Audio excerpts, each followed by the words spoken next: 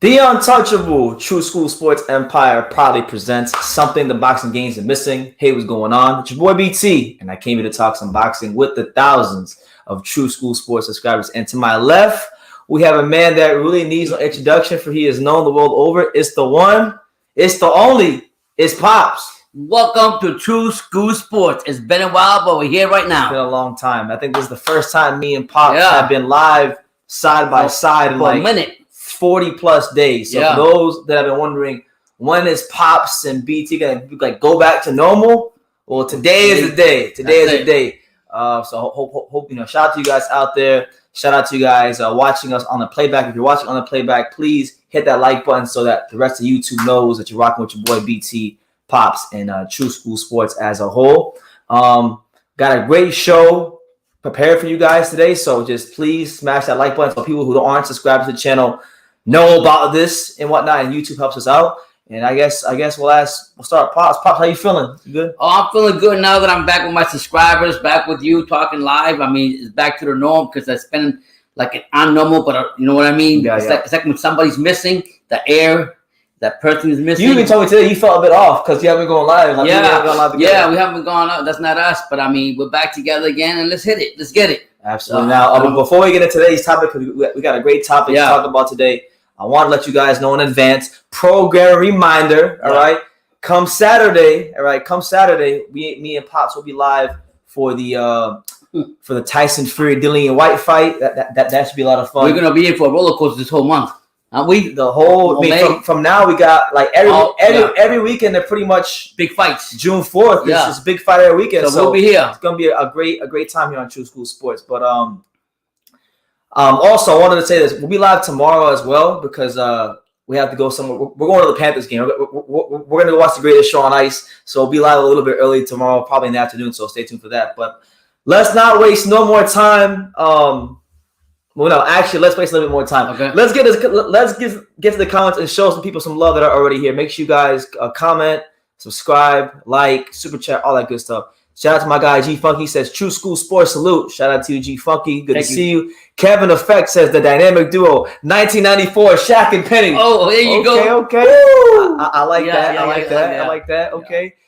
H Money said and shout out to H Money. He's doing great things. Shout out to the Masters of Boxing podcast. I mean, H Money out here flexing his muscles. I went there one night. He donaire. He had donaire like at 2 a.m. The man who was playing. So he's doing his thing. Milky Way.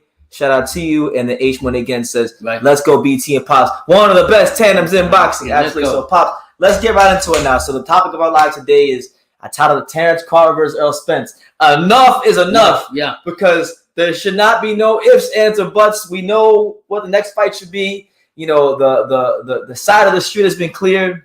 Yeah. And now it's like there's less politics now than there's ever been. So Pops, before I get your thoughts on that, let me ask you, because I know you weren't here for the live. Right. Have you had a chance to actually go ahead and watch the highlights or fight from Ugas versus Spence? And if you did, I did watch. Give me your thoughts on the Spence performance. I think Spence looked real crisp and sharp.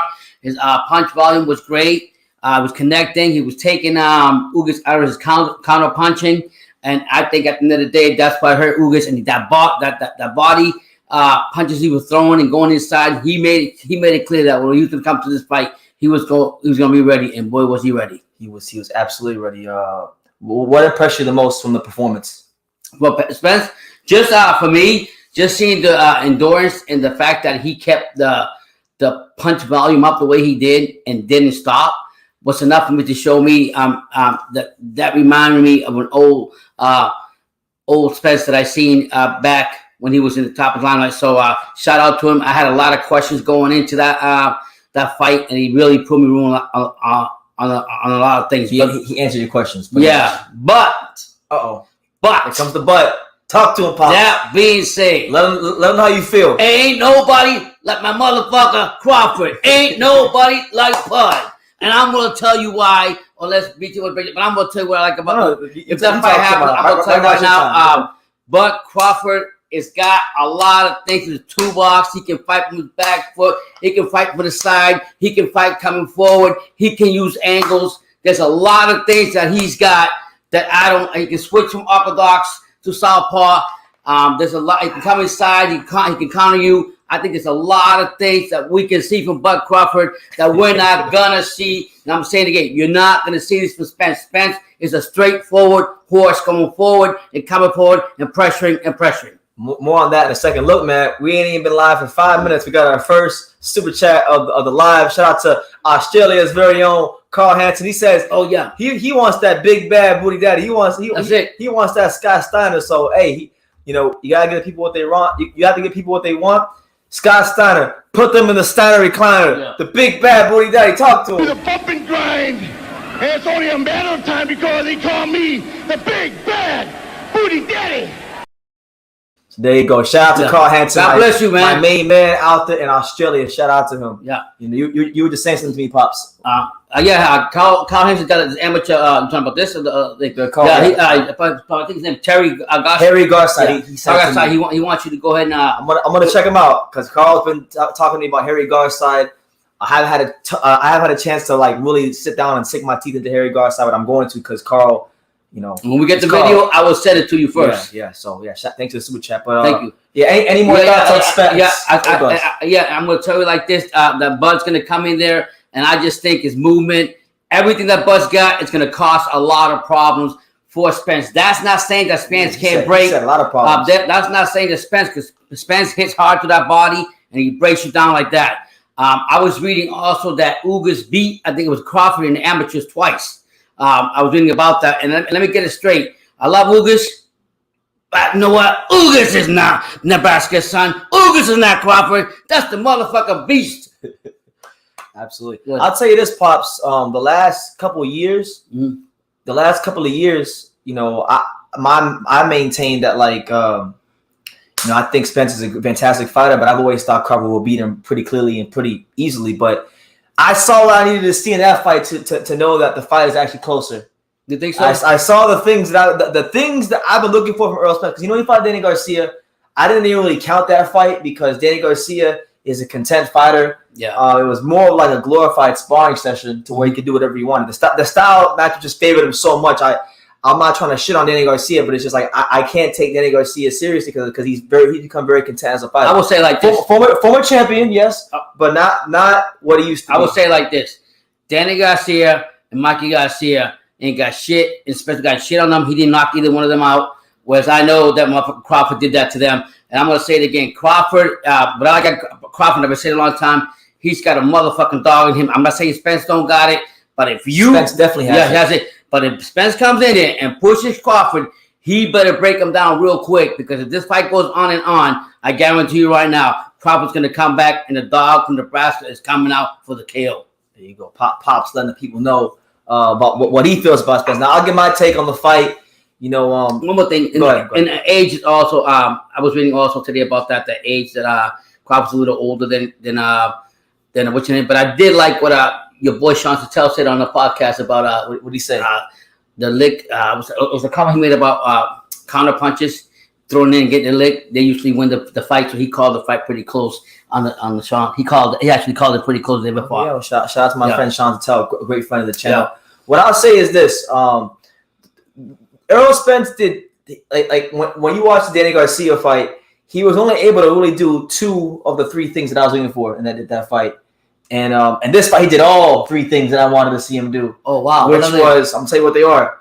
So he throws that jab, which is not necessarily a regular jab. It's a volume jab. It's a jab that he throws consistently throughout the rounds. Right. He's got one of the highest jab outputs in the welterweight division and on all boxing. Mm-hmm. That's one of the things that makes him such a good fighter. He maintained that great hand positioning. There's probably few, if any, fighters in boxing that keep their hands up, like Errol Spence Jr. But the third thing that's missing, that third thing that I was looking for, what is it? That I saw in this fight is when he got in that kitchen, when he got on the inside, and he started placing the shots, he started pivoting off the shots.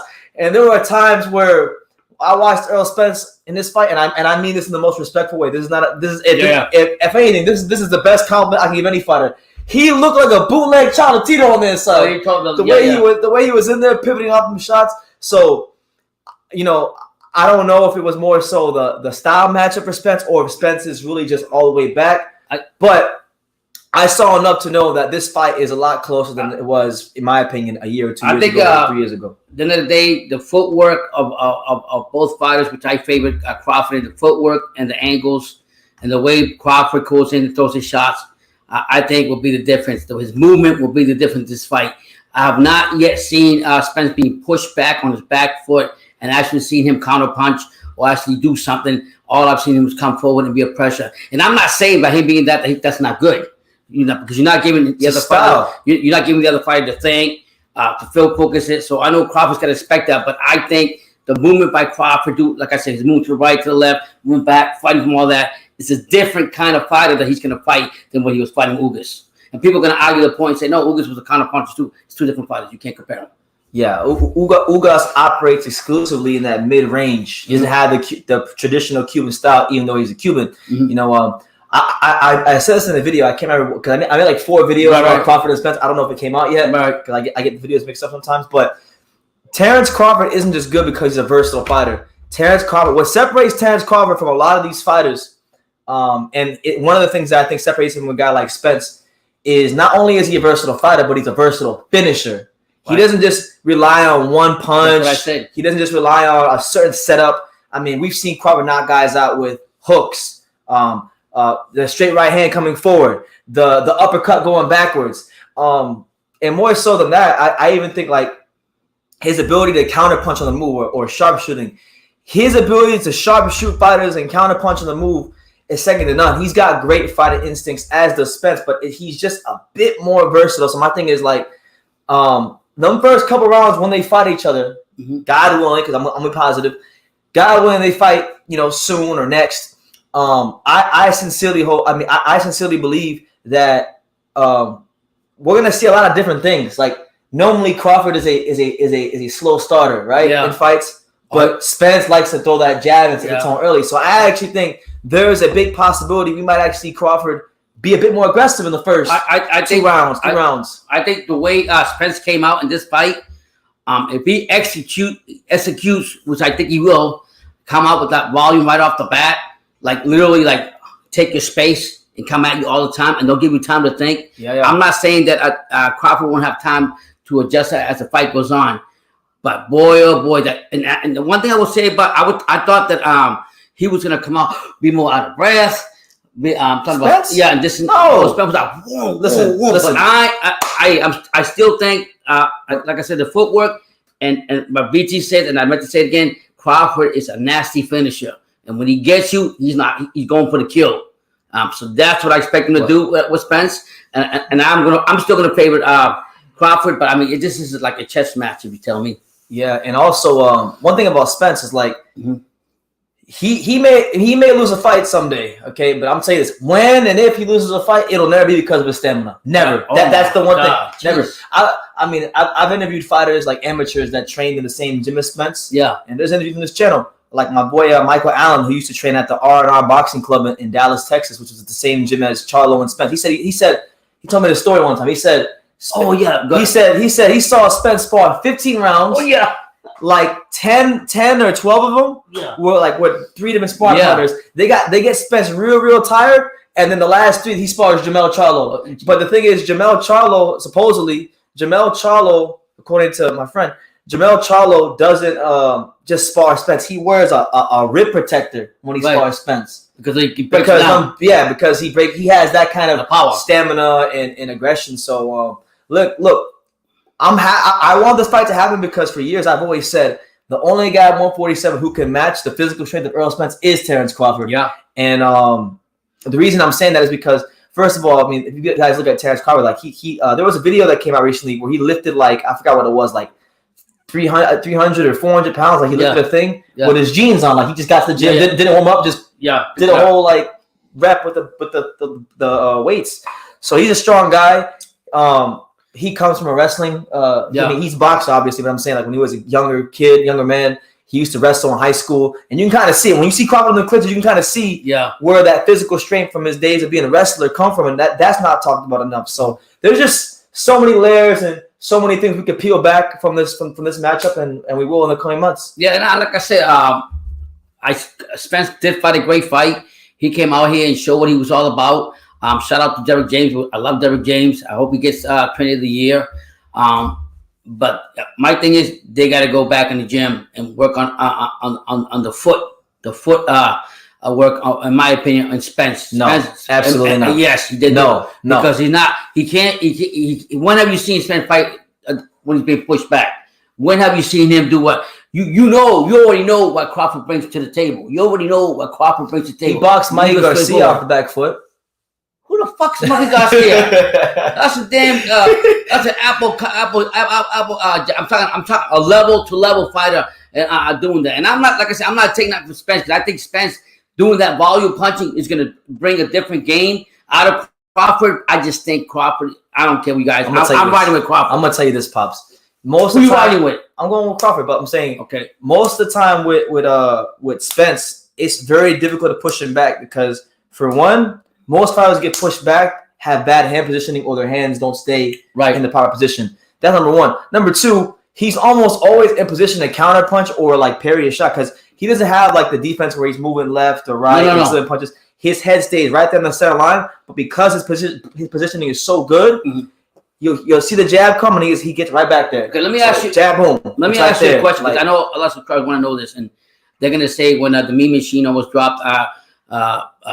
Please talk about that. People were saying that, in your opinion, who has the most powerful punch from what you can see at this time in their career? Crawford is a bigger one punch knockout artist at 147 than Spence is. I finished him off. Yeah, Spence is still dangerous, but he's a guy that slowly breaks you down. He's never like, for example, like even when he fought Chris Algieri, who was naturally a 40-pounder, right. He had to get a couple knockdowns and break him down before he really got him out of there. Right. I swear with Crawford, I mean, we've seen when he fought Jose Benavidez Jr., the uppercut flattened him. You know, when he has a thing about Terence Crawford has 100% knockout ratio as a welterweight. Yeah. He's never. I know he knocked everybody out there, but what I'm saying to you is going to the body the way Spence, because I'm trying to dissect this too.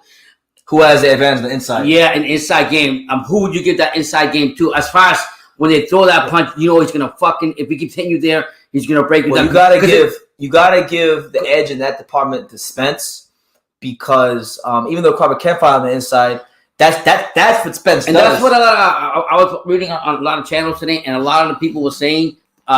Even Paulie gave us an observation on Paulie Malajani. He gave us his observation on the whole fight. I think if Spence methodically, but I don't think Crawford's going to stand there. But if he can just get his shots off and try to hurt, I think it's going to be too difficult against Crawford. I don't think Crawford's going to be one of those fighters that's going to stand there and let him go to the party like he did against Ugas. No, he won't because that's not his style. But one thing that Terence has going for him is his ability to make adjustments. Like, for example, you brought up Kavaluzkas, Meme Machine. Yeah. People wanted to make a big deal of getting dropped by a Meme Machine. But the reality is this, like, every time he's been dropped or hurt, he makes an instant adjustment and gets a knockout not too long after that. Yeah. So that will be, in my opinion, all right, when they fight, hopefully it's soon. When they fight, the difference is going to be Crawford's ability to make adjustments because he's got some of the most natural instincts in the sport. Now, Pop, I'm going to cut you off for a second. I wanted to acknowledge some comments. No, go ahead. I'm going to acknowledge this one in Spanish. He says, hey, what up, guys? Saludos. Desde Nicaragua les dijo Spence es calidad de boxeador, pero Crawford es más peligroso y pega más duro combination. He's basically saying that I probably said that wrong. No, that's it, right. He's basically saying Spence is they give respect him. He's a boxer fighter, whereas Crawford is more dangerous and he's got more power punches in his power. That's it, man. From Nicaragua. Dios te bendiga, Nicaragua. Muchas gracias. That's right. Saludos. Chocolatito. I actually have something to say later about Chocolatito. But them Spence fan better not sleep on. But hey, we can't tell nobody what to do, what to believe. All I can do is just present the information and tell you what they can do, and you can come to your own conclusion. I might be wrong, you know. And you seen Crawford live how many times? Only once. I went someone. I saw Spence and Crawford back in 2016 in like a 2-month span. Like I went to New York City. I covered Crawford. You seen both? Yeah, I went to New York City in February and saw Crawford fight Hank Lundy, and then I went to New York City again in April that same year and saw Spence fight Algieri. And you very enjoyed both fighters. You appreciated both fighters. I loved both fights. Like both fights were great. I would say the more impressive performance of the two thinking about it actually been Spence because like Lundy is good. Lundy was fast. Lundy was pretty dangerous for the first couple rounds actually. But you know, that Algeria fight for Spence was like one of his first step ups. And right. He just ran straight through Algeria. Wow. I felt bad. It wasn't like the Algeria that fought Conor Ben. Right. This was like Algeria not too far away from It's more like prime or more or less at his best. Yeah. You have more comments? Or? I got more comments. Shout out to my man, the Brooklyn Bushwhackers. What's up? What's happening? Brooklyn! Bless you. Good to see you, champ. Hope all is well.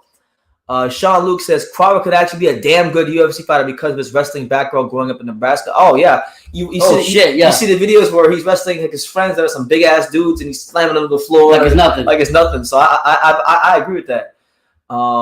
Jean Pascal is fighting Meng Fanlong in Planet City. Are you guys going? It's funny you bring that up. I was literally just I had that article pulled up on Boxing Scene. I'll probably shoot that video tonight, but that fight's the day before Andrade versus Parker and Benavidez versus Lemieux.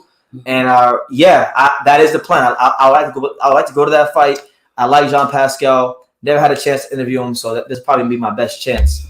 But I wanted to actually go to screen share for a second. Shout out to all 33 of you here. Make sure you guys smash that like button. Subscribe if you're new to the channel. Definitely super chat like my boy Carl Hansen did earlier. And man, God bless. We'll keep growing this thing for the sport of boxing. All right, so let me go to screen share because there are some things I did want to share and kind of recap and get you guys' thoughts on. What do you think about Jamel Charlo talking about him earlier today? I got it right here. Okay, stick to the script. All right, so we're on screen share now. This is what was first. Now Errol post. I'm sure for those of you who are on social media, everyone's seen this meme. It's Errol Spence at the grocery store. And he's got like his little shopping list. How do you see that? Oh shit! He posted himself. This is his Errol Spence. Yeah. He got Kell Brook checked off, Sean Porter checked off, Dennis Ugas checked off, and then he's got that one last one. Yeah. He's got the belts in the cart. You know. Yeah. He says, "Line him up and I knock him down." And then Crawford says, "I love this energy. Keep it up. I'm gonna smash you, and then I'm coming for your cheerleader, Jamel Charlo. That's if he wins next." Woo! So, Pops, how do you feel about this whole? I think first of all, what I wanted to bring earlier about Spence was Derek James was protecting his fight. He was saying like that even though Spence actually brought up the other side of the street, he says Spence never said that he wasn't going to fight Crawford. He was just going to take care of all those belts on his side of the street, and then he was going to come back and fight Crawford. So give him credit. He's finally done it. What he's going to do on his time, not on the media's time, not on anybody else's time. So respect to Derek James. What I think about this, that all them belts he's got there, he's going to get robbed up like Amir Khan in London. This is gonna be. I have always said like it was crazy. Errol Spence and Terence Crawford is the American version of Amir Khan versus Kell Brook. Yeah, and we know what happened when Kell Brook and Amir Khan finally fought. Yeah, so I'm excited. I love the energy that Crawford's bringing. He's telling I'm not running for nobody. It'll be more competitive than Conor Brook though, for sure. And I just think Crawford is so hungry to even prove to about how good he really is that he's like, I'm gonna take your belt and move. So it's good. It's good for boxing. But one thing they were saying, though, Brandon, I was reading earlier today, they were saying that Spence sells a lot more than Crawford, so Crawford just better keep his mouth and take his 50. No. Well, that's where I'm going to get into that later on as well. I didn't know you had these. I'm just telling you. I know, but I'm going to get to that in a second. Errol Spence making some pretty cool memes now. This also happened. I don't know if you heard about this, but moments after Spence won, Oscar De La Hoya came out of nowhere, and he says, imagine if Al Heyman let Errol Spence Jr. fight Virgil Ortiz and I staged it at Cowboy Stadium or in Vegas at the Allegiant Stadium. What? And then Spence responded and said, imagine if I said, no, I only have interest in one fight and he's not with you. That's it, yeah. I think he's talking money-wise because Virgil's – I get what he's saying, but you know what? Fuck Golden Boy. All they do is fuck people over. They don't put the right fights with the right fights. And now this guy, Oscar De La Hoya, had all the power to put. How you feel, Pops? I mean, they had all the power to put who the fuck they want to do. They did the same thing with fucking Munguia, and now he wants to go and rashly put blemish on a big fight that everybody wants to see. Go fuck yourself. Go back to Texas or wherever the Golden Boy's at. In LA, and go ahead and have your own set of fighters because nobody wants to see Virgil. No disrespect to Virgil Ortiz. Nobody wants to see him right now. We want to see the real fight. Yeah, and what are you doing? Listen. I was at the Blair Cos Rocha fight, which was supposed to be Virgil. Mm-hmm. All I heard that whole week was, Virgil has this condition. He's never coming to 54. I'm going to tell you like this. This may sound funny to you guys. I don't care what nobody thinks. I don't care how competitive or uncompetitive you think this fight is. If Virgil Ortiz stays at welterweight after this bullshit he pulled, and he fights anybody else but Michael McKinson, it's a duck. It is a clear duck. Does he still got to fight him? He's mandatory. He should. Michael McKinson, they had a contract signed. They pulled out. They cried wolf that he had this condition, which maybe he did. I don't know. But any fight that Virgil has next that doesn't involve Michael McKinson is a duck. Because this is the first undefeated young fighter you're supposed to fight. And now, all of a sudden, you can't make the fights. But going back to De La Hoya, he had another tweet, but I couldn't find it. Maybe he deleted it. But he was talking about, I should manage Crawford and on his behalf. You couldn't you couldn't take care of Cialis. How you gonna take care of Crawford? My thing is this. Neither Crawford nor Spence is his business. Like, neither one of them is his business. Right. Okay. His business is Virgil Ortiz. Right. And his business is Sinisa Estrada, who got a problem with him right now. Right. All right. Yeah. So they need to worry about doing that. Worry about your in-house problems. Getting Virgil, his fight with Michael McKinson, who he was supposed to fight on March 19th, and get Sinisa Estrada some fights. Because you got a special talent in that woman. She's one of the 5 fighters or less in boxing who can knock people out in either stance. And those fighters, especially when boxing don't come around every day, and you guys want to fuck around, and you guys don't want to make the fights that you need to make. So get that right. Get Virgil right. Get Ryan Garcia in the ring. Worry about that type of stuff. This is not Oscar's business. But I respect De La Hoya, but it's not his business. I agree with you 100%. Yeah. So let me go back. Let me go back to the chat right quick. Hold on. Let me see. Shout out to Kofi McDonald, cool name. Oh shit! I don't know. I ever stopped by the channel, but this live was recommended to me, so I can say this. Pops knows what he's talking about. Bless that man. Hey, well, welcome to the home of boxing. Good to have you here, man. If it's your first time, thank you. If it's not your first time, hit that like button. Still thank you. Thank you. But yeah, going back to this, I am gonna go to that fight, Joe. Because I don't think I directly answered your question. I think I'm planning to be at that fight.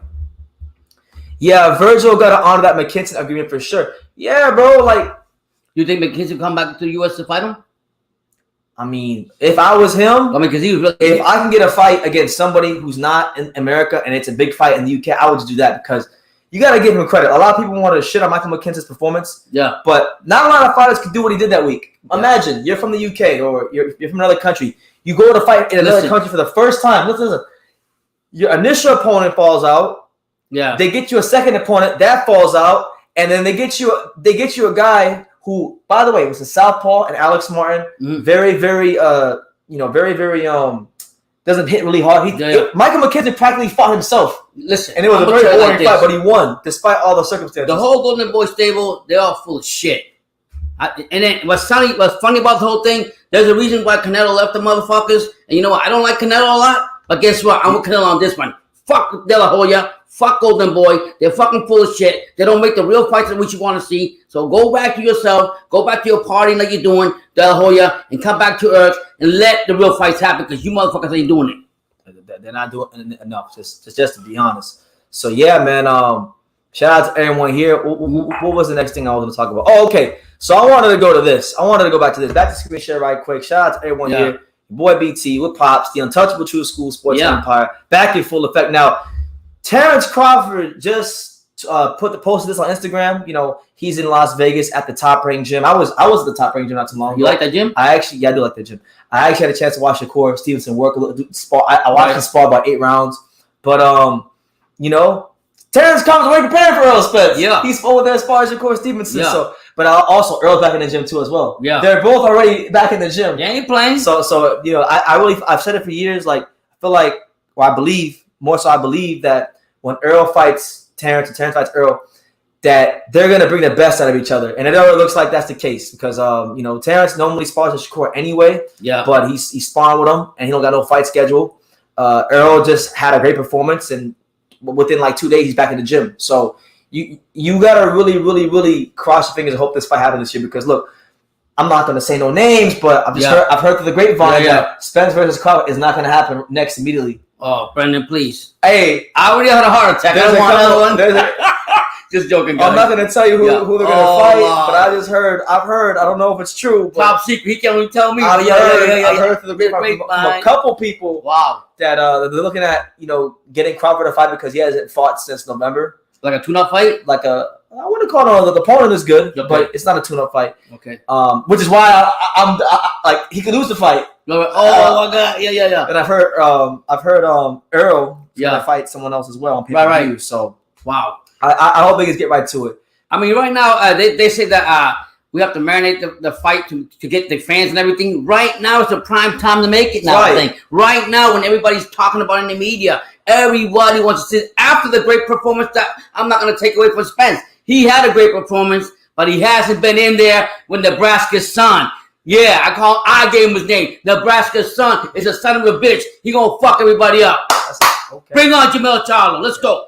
All right. Well, now that I brought it up, I brought up one of the reasons why the fight might not happen. But like, this Daniel Kinahan situation. It's. Oh wow! Yeah, you see that? They closed everything out and everything. Huh? You talking about MTK?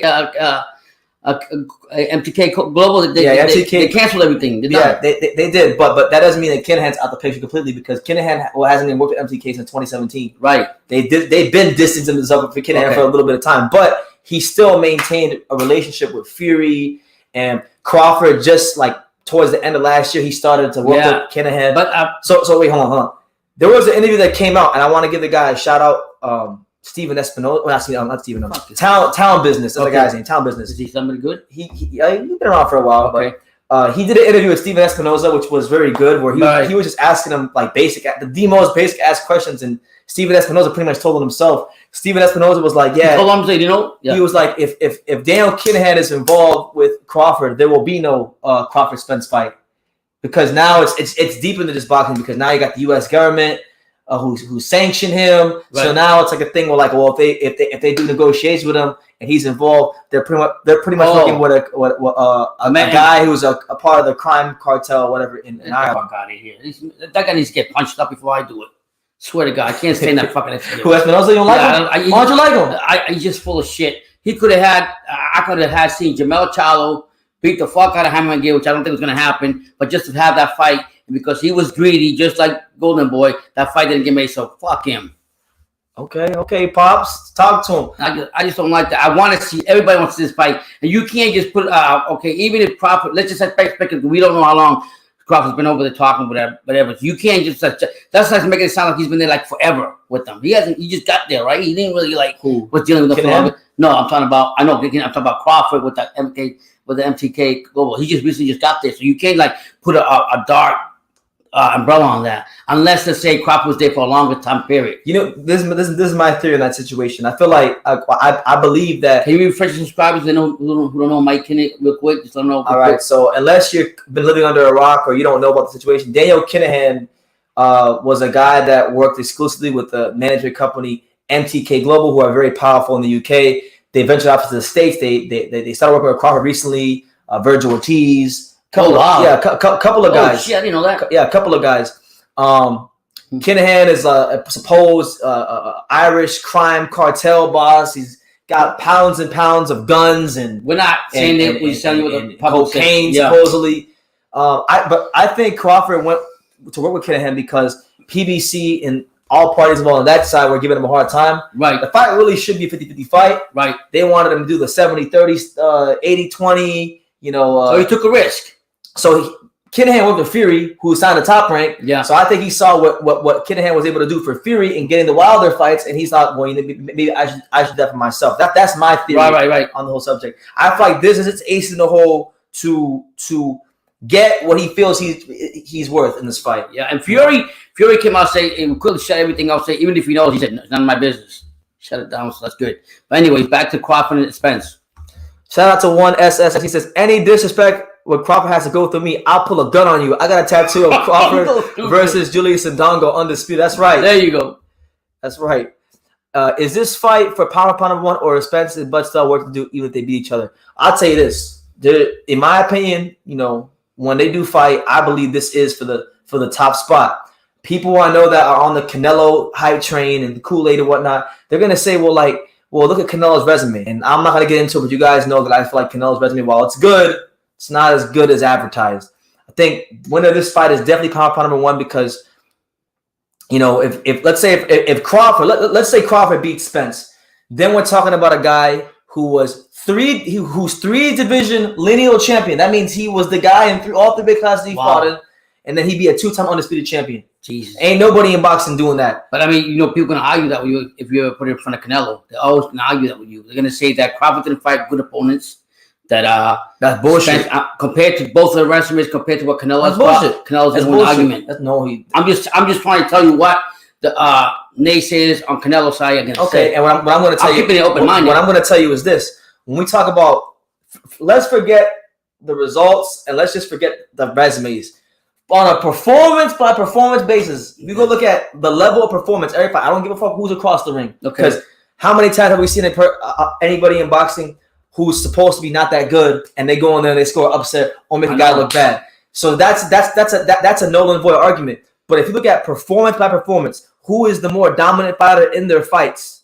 Who's winning in all kinds of different ways? That's Crawford. You're right, but they're gonna. What I'm saying, this is just generalizing. I'm not getting.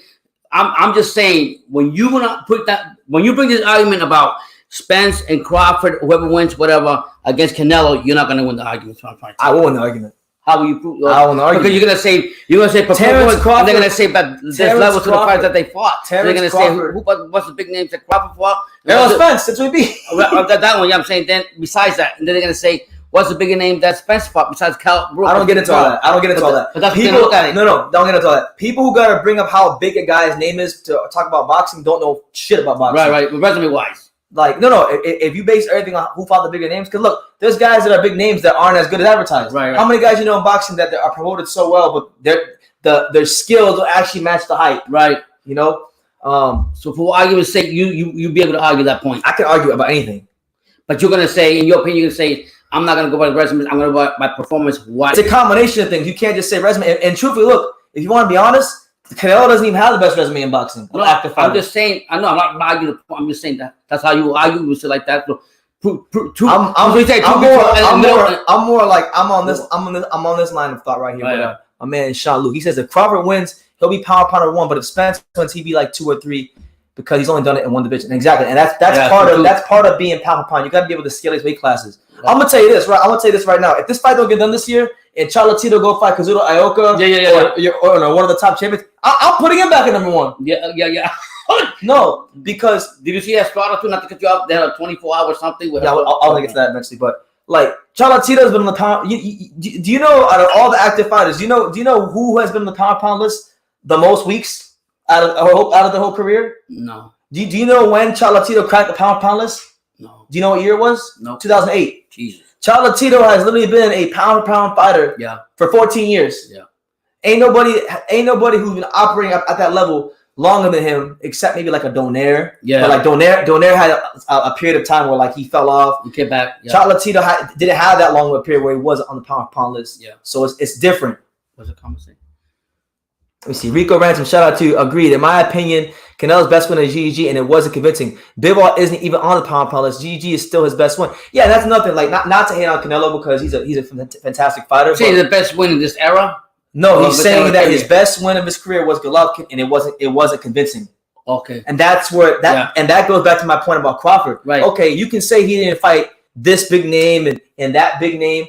His performances have been the best. Like I know. From fight to fight, they've been the highest. There's been no controversy. Everything on his resume is a UD or stoppage. There's no draws. There's no judges' decision. There's no judges' decision. Yeah. There's no like Canelo fought at this dude Francisco Villanueva, and when he was a young fighter, it had a split decision against him. The dude was like 5-17. He don't got none of that shit on his resume. Right. Even though I love Cholatito, he ain't been knocked out cold. Yeah. So give the man his flowers.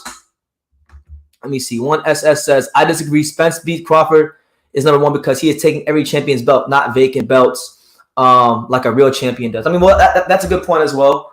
I'm not going to get mad at anybody who does put him that high. He's a fantastic fighter. But and then you got to factor in like if Usyk beats Joshua again, that man, he's still in the discussion. He doesn't just go away like that. So. But I'll tell you this: for a long time, boxing, probably since like Floyd retired and they gave it to Cholatito as pound number 1. Yeah. There really hasn't been no clear, convincing pound number 1 guy. Right. In my humble opinion, there hasn't been. Right. Crawford, when he gets, because I'm gonna be optimistic, when he gets this fight, this is gonna be his chance to really put his stamp and be like, look, God bless what Canelo's doing. Shout out to him. He's holding it down at 168 and 75. But you know, he ain't a 3-division lineal champion, and he ain't a 2-division undisputed champion. I mean, if we want to keep it all the way above, right? When Canelo became undisputed, all he really did, I mean, it's a great accomplishment, but for being honest, all he really did was just catch up to what Crawford did 4 years ago previously. Yeah, I know you told me that. It's a fact. So, okay. No, it is what it is. But it's definitely a great discussion. But I'm going to say this. If Cholatito gets certain fights this year, he going to creep right back up there. Yeah. Because I already have him like 10 or 9. He's back on it already. Right. Ring Magazine got like 9 or 10. Wow. But let me see. We got more from the Twitter that I wanted to get to. Now, this has nothing to really do with Crawford and Spence, but or as far as them fighting. But I really like this. This actually like warmed my heart to see this. Okay. So the great champion, the former pound-for-pound king, you know, one of the all-time greats of his era, Donald Curry. Right. I don't know if you remember Donald Curry, but Donald Curry, great fighter, knocked out so many fantastic. Like he beat Marlon Starlin, I believe it was. He beat some guys. Yeah. One of the best fighters to ever come out of this country. Yeah. Definitely one of the best fighters in the history of the state of Texas. Right. All right. So he tweets to Errol Spence. He says, "What a great fight last night. Errol Spence put on a show. Thank you to Kingdom Boxing Tickets for the tickets. Dallas Fort Worth showed up and showed out. #Big Fish." Now, Spence saw it and he responded. He said, "I'm sorry. I didn't know. Next time I got you. You were a great champion and you should be respected as one." Wow. So basically, I guess Donald Curry went to Kingdom Boxing. He went through some company to get some tickets. Well, listen, you should not be making guys like Donald Curry. Yeah. You know, go through the big round. Yeah, and you know what? Let's give the fine folks. If you guys don't know who Donald Curry is, let's give y'all a little history lesson. Let me tell you, that's one thing I really like about Spence. He's very humble. Yeah, he's a cool guy. Very humble. I remember all those years ago when I interviewed him a couple years ago, like back in 2016. I remember we were doing the interview, and I think I had my phone. I had my camcorder in my right hand, and my phone in my left hand. I dropped my phone. This man, in middle interview, quick as hell, goes up, picks my phone, hands it to me. Wow. Just like some symbols like that. Respect, yeah. But for those that know and for those that don't know, we're going to put you on game because I don't think Donald Curry gets his just due when we talk about the great champions in boxing history. So what I will say about Donald Curry was he was a tall, rangy, I think he was welterweight, Hall of Famer, got inducted a couple years ago. Little chinny, you know, got stopped a lot. But when we talk about, I mean, look at his amateur record. Mm-hmm. The man was 404 as an amateur. Jesus. You know what I'm saying? That? Yeah. You know, you don't really have it like that. Yeah. He actually qualified for the 1980. Was it no 80? Yeah, he actually made the 1980 Olympic team. He beat the great Davey Moore. Yeah, but he didn't compete in the Olympics because there was a boycott. Right. 1980. But if you look at the resume, y'all want to talk that resume shit? I'll tell you this. This guy's resume is something else. He beat one of my favorite fighters twice, Marlon Starlin, great fighter. Milton McCroy, Lupe Aquino, you know, and then even in the fights he lost, I mean, he mixed it up with the best. I mean, he fought Nunn too. He fought Michael Nunn. Yeah, the Michael Nunn one was one of the ones that put him on the map. Lloyd Honeygun, probably one of the best fighters to ever come out of the UK. Mike McCallum, arguably the best super middleweight of all time. No, not super middleweight, 154 pounder. When we talk about the great 54 pounders, you know, he didn't beat him, but he was in the ring with him. Right. So Terry Norris, one of Errol Spence's favorite fighters, Terry Norris. So you know, when we talk about Donald Curry, you gotta push on. This is a guy that at one point in time was you know what? I believe he was the pound number one fighter in boxing. And I think it's very humbling on Spence's part to come out and say that. Like he acknowledges what he's at in the sport, but he is also humble enough to say, you know what? You don't deserve to go to get the run around. You deserve to get the flowers. I'm saying, and I'll get you the free tickets. Don't ever do that again. Oh man, one SSS. Donald Curry is trash. He lost to Emmett Linton. Nah, bro, he's not trash. You out of your mind. Any man that beats Marlon Starlin twice is far. It's far from trash. Right. Any man that just has the heart to step in the ring with Marlon Starlin twice is not trash. Now we got a super chat. You know, you guys know the deal. When the super chats come when the super chats come out, so does Don King. So Don King, go ahead and talk to him. Hey everybody, let's have some fun. You don't live but once, and when you're dead, you're done. So let the good times roll. It don't matter whether you're young or old. Let the good times roll. Shout out to my main man, GM Strong, with the $3 super chat. He says, bless. This show has that ESPN highly questionable vibe. And I love that you said that because No, you remember that show? Dan Levitard and his dad. Oh yeah. Okay. See, Yeah. Oh yeah. They're saying we Dobson. Yeah. We remind him of them. And you know what? Dan Levitard from South Florida. I'm from South Florida, so it makes sense. We're both from the same area. So. God bless you and thank you. Yeah, Lance Meyer, what's good, champ? Good to see you, Lance. God bless you. That's right. Pound for pound is biased and influenced by factors other than boxing performance. So why y'all even talking like it's legit? That's true. That is true. When you hear these arguments, it's never about the performances. It's always about titles and perceived resumes, and then resumes can be easily discredited because a fighter can be past his prime. And I 100% agree with what you said right in that statement. But just for conversation's sake, when other people believe in that pound for pound thing, that's why we're bringing it up. But I truly 100% support what you say there because I read that before. Yeah. The pound to pound is just like what everybody says, not really. It's a never-ending argument that can never truly be settled. Right. So he's actually right. MAW says, "Is Curry a Hall of Famer?" Yeah, Donald Curry is a Hall of Famer. He was one of the better fighters of his time in the 80s, and I just think like that for some reason like that era, the 80s, 90s, like when he fought, with him. Like none, Barkley. No. Barkley gets plenty of praise because he fought big names. I'm talking about like the Simon Brown, Donald Curry, Marlon Starling, Mike Breland, Tyrone Trice, like that era in that weight class. Yeah. Buddy McGirt, throw him in there. That group of guys put on some of the best fights like you'll ever see. I mean, you can mix and match all those guys I just mentioned, right? And just go watch the fights on YouTube. You'll see what I'm talking about. They kind of get like overlooked because they get overlooked because the bigger names came a little bit after them or some cases before them. But that's a little bit on Donald Curry, so you know who he is, right? Yeah. So to see Errol Spence acknowledge Donald Curry, you got respect what he did. That's like big respect for me. Mm-hmm. For me, just like shout out to him. So that was probably one of the coolest things from this week. And then there was nothing. Okay. So yeah, that's pretty much my assessments on Spence. Pops, do you have any other thoughts about Spence and Ugas and Crawford? And I think Ugas put up a good fight. I don't think he counterpunched enough, and I think Spence came out and said he put a good show. And after that fight, man, a picture says 1,000 words. Do you think this is the end of the road for Ugas? No. I think Ugas will probably get. I don't know if we get another title fight because that's like his fourth professional loss. I mean, he's made his money. God bless him. He lived the dream, American dream, coming from Cuba. Shout out for that warrior. Spence came out there and showed why he was a motherfucking big fish. Simple as that. You got to call it when you see it.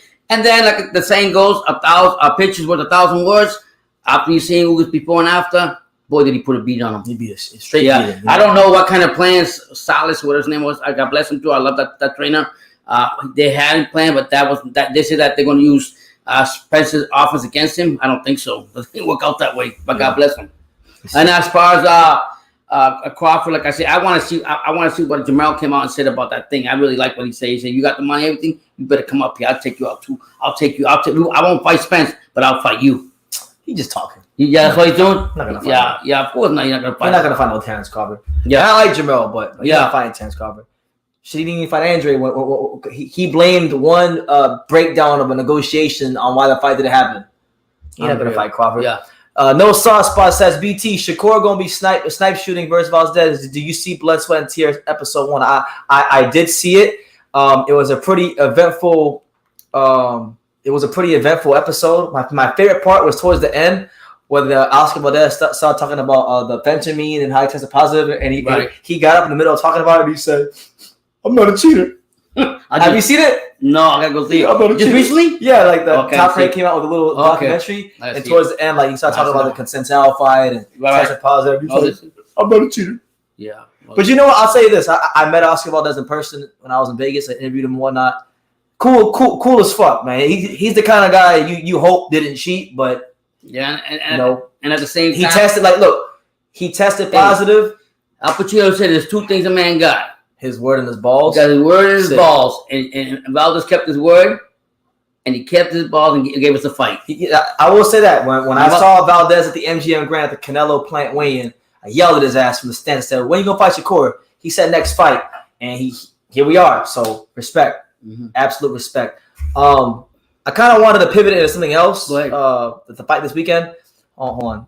Shout out to one of South Florida's very own, one of the local amateur boxers down there at Flacco's Community Gym. Shout out to my guy, Flacco. Sebastian, the technician, Santana. You know, he's been working hard for a long time. I think, Sebastian, you started boxing, 2018? Wow. Maybe late 2017. But I see Sebastian before you had an amateur fight. God bless him. And, you know, he's Flacco's Gym. Shout out to you guys. Shout out to him. MAW says, yeah, I know Craig's Hall of Famer. I'm glad you elaborated, BT. Yeah, like that whole era, I would highly advise any boxing fan. I'll give you guys a homework assignment. And you can get your pens and your pads and your note apps on your phone and take these fights down that I'm telling you about. Go watch Mark Breland versus Marlon Starlin 1. Go watch Buddy McGregor versus Simon Brown. That was good. And then go watch Simon Brown versus Tyrone Trice. You know, go watch them fights, and it'll get you kind of familiar with that era. And you'll see why I like that era so much in that weight class. Spence is probably going to do like Canelo with GGG, make him wait until he's old and then fight him. Maybe.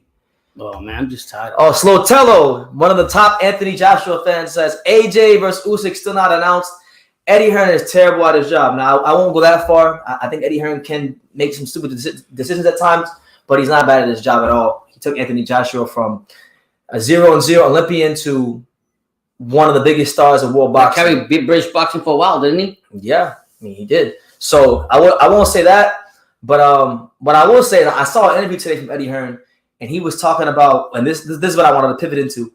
He was talking about the Fury Dillian White fight, and Eddie Hearn pretty much stated that, like he's not going to the fight. He's gonna watch it from his house. No, Brandon, don't tell me this shit, man. Eddie Hearn's not gonna go to the because he didn't win the purse bid. He's not involved, so he's being bitter, right? He's being bitter, and he doesn't want to. But he can go see. I ain't go. Just go. Are you serious? He said that's unprofessional. Yeah, because he didn't win the purse bid. Right, so he feels the need not to. Oh man, that's crazy.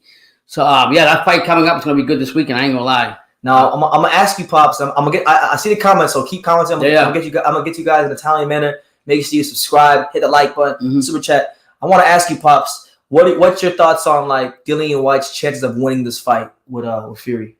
If we don't try to get him on the first couple after the fourth round, he's done. If we don't throw that left he got, everybody is deadly. He's fucking done. Although I will say, I seen a video with him in shape. He lost a lot of weight for this fight. He looks pretty good. But that being said, I'm sorry, he ain't messing with the Gypsy King. I give him 4 rounds. If he don't take Fury out within the 4 rounds, it ain't happening. Call me crazy. I think this is a very dangerous type of Fury. You think so? It's very dangerous. I'm gonna tell you why it's dangerous. Yeah. Number one, Tyson Fury has never had the best chin in the world. You go back. You can go all the way back to like the 15th fight of his career, 14th fight of his career when he fought the Canadian heavyweight champion Nevin Pajek, and Nevin Pajek dropped his ass. He got dropped by Nevin Pajek. He been dropped by Steve Cunningham. He got hurt by Nikolai Furta. He's obviously been dropped by Deontay Wilder. So Tyson Fury, even though he's fighting this new style with Sugar Hill where he comes forward and he beats you up, I just think that this is the kind of fight where he could have a letdown. Because, the Wilder fights are some of the biggest fights he's ever going to fight. Everyone's telling him he's going to win. He's expected to go in there and dominate. I mean, Tyson Fury, as much as I love the guy, and I think highly of him, he's never really shown that consistency. And he hasn't had a chance to really show that consistency in his career because all he's been doing the last couple of years is fighting Wilder. Yeah, well, I'll say it like this. What I've seen from Dillian White, the snake, what his name is? The snake watcher, whatever the hell he is. I think he's got that left, and I see him as the rounds goes on. He's got an educated jab too. Yeah, he does. Okay, and I see him just get tired. I think, and I'm gonna say it again: the movement, the way Tyson Fury is gonna tire his ass out. He won't last past 4 rounds. Nah, this fight's gonna go at least 7 rounds. 7? I'm taking 4. I think it's gonna go 7, but I'm telling you right now, if he land that left hook on Fury will hit the canvas. I have zero doubt about it. Zero. Because that Dillian White left hook, if we take all the fighters in boxing, right? Take all the fighters. You say, BT, name the top 10 hardest punches in boxing right now from any of these fighters. Yeah. That Dillian White left hook is in the top 5. Jesus. It's in the top 5. The Wilder right here will be number 1. Okay. Right. That one will be somewhere in the top 5. Yeah. I don't want to change the subject, but I'm dying to see when Wilder's going to come back. We'll see. We'll see. I think he need the rest. So you're basically saying that Dillian White, all he's got is that left and that jab. Pretty much. I mean, the thing about White though is too. He lost weight though. I think if 3 gets him hurt, he'll fall too because when he gets hurt, he gets really wobbly. His legs aren't the strongest. They asked him that. I don't know if you see the press conference today in Sky Sports, and one of the reporters asked him about. He's like, "Oh, my legs are good. My legs are good." So I said, "No, your legs wobble." Well, they asked him for that. They asked him for that reason. Oh, is that why? Yeah. If you go watch his fight with Anthony Joshua, you'll see it.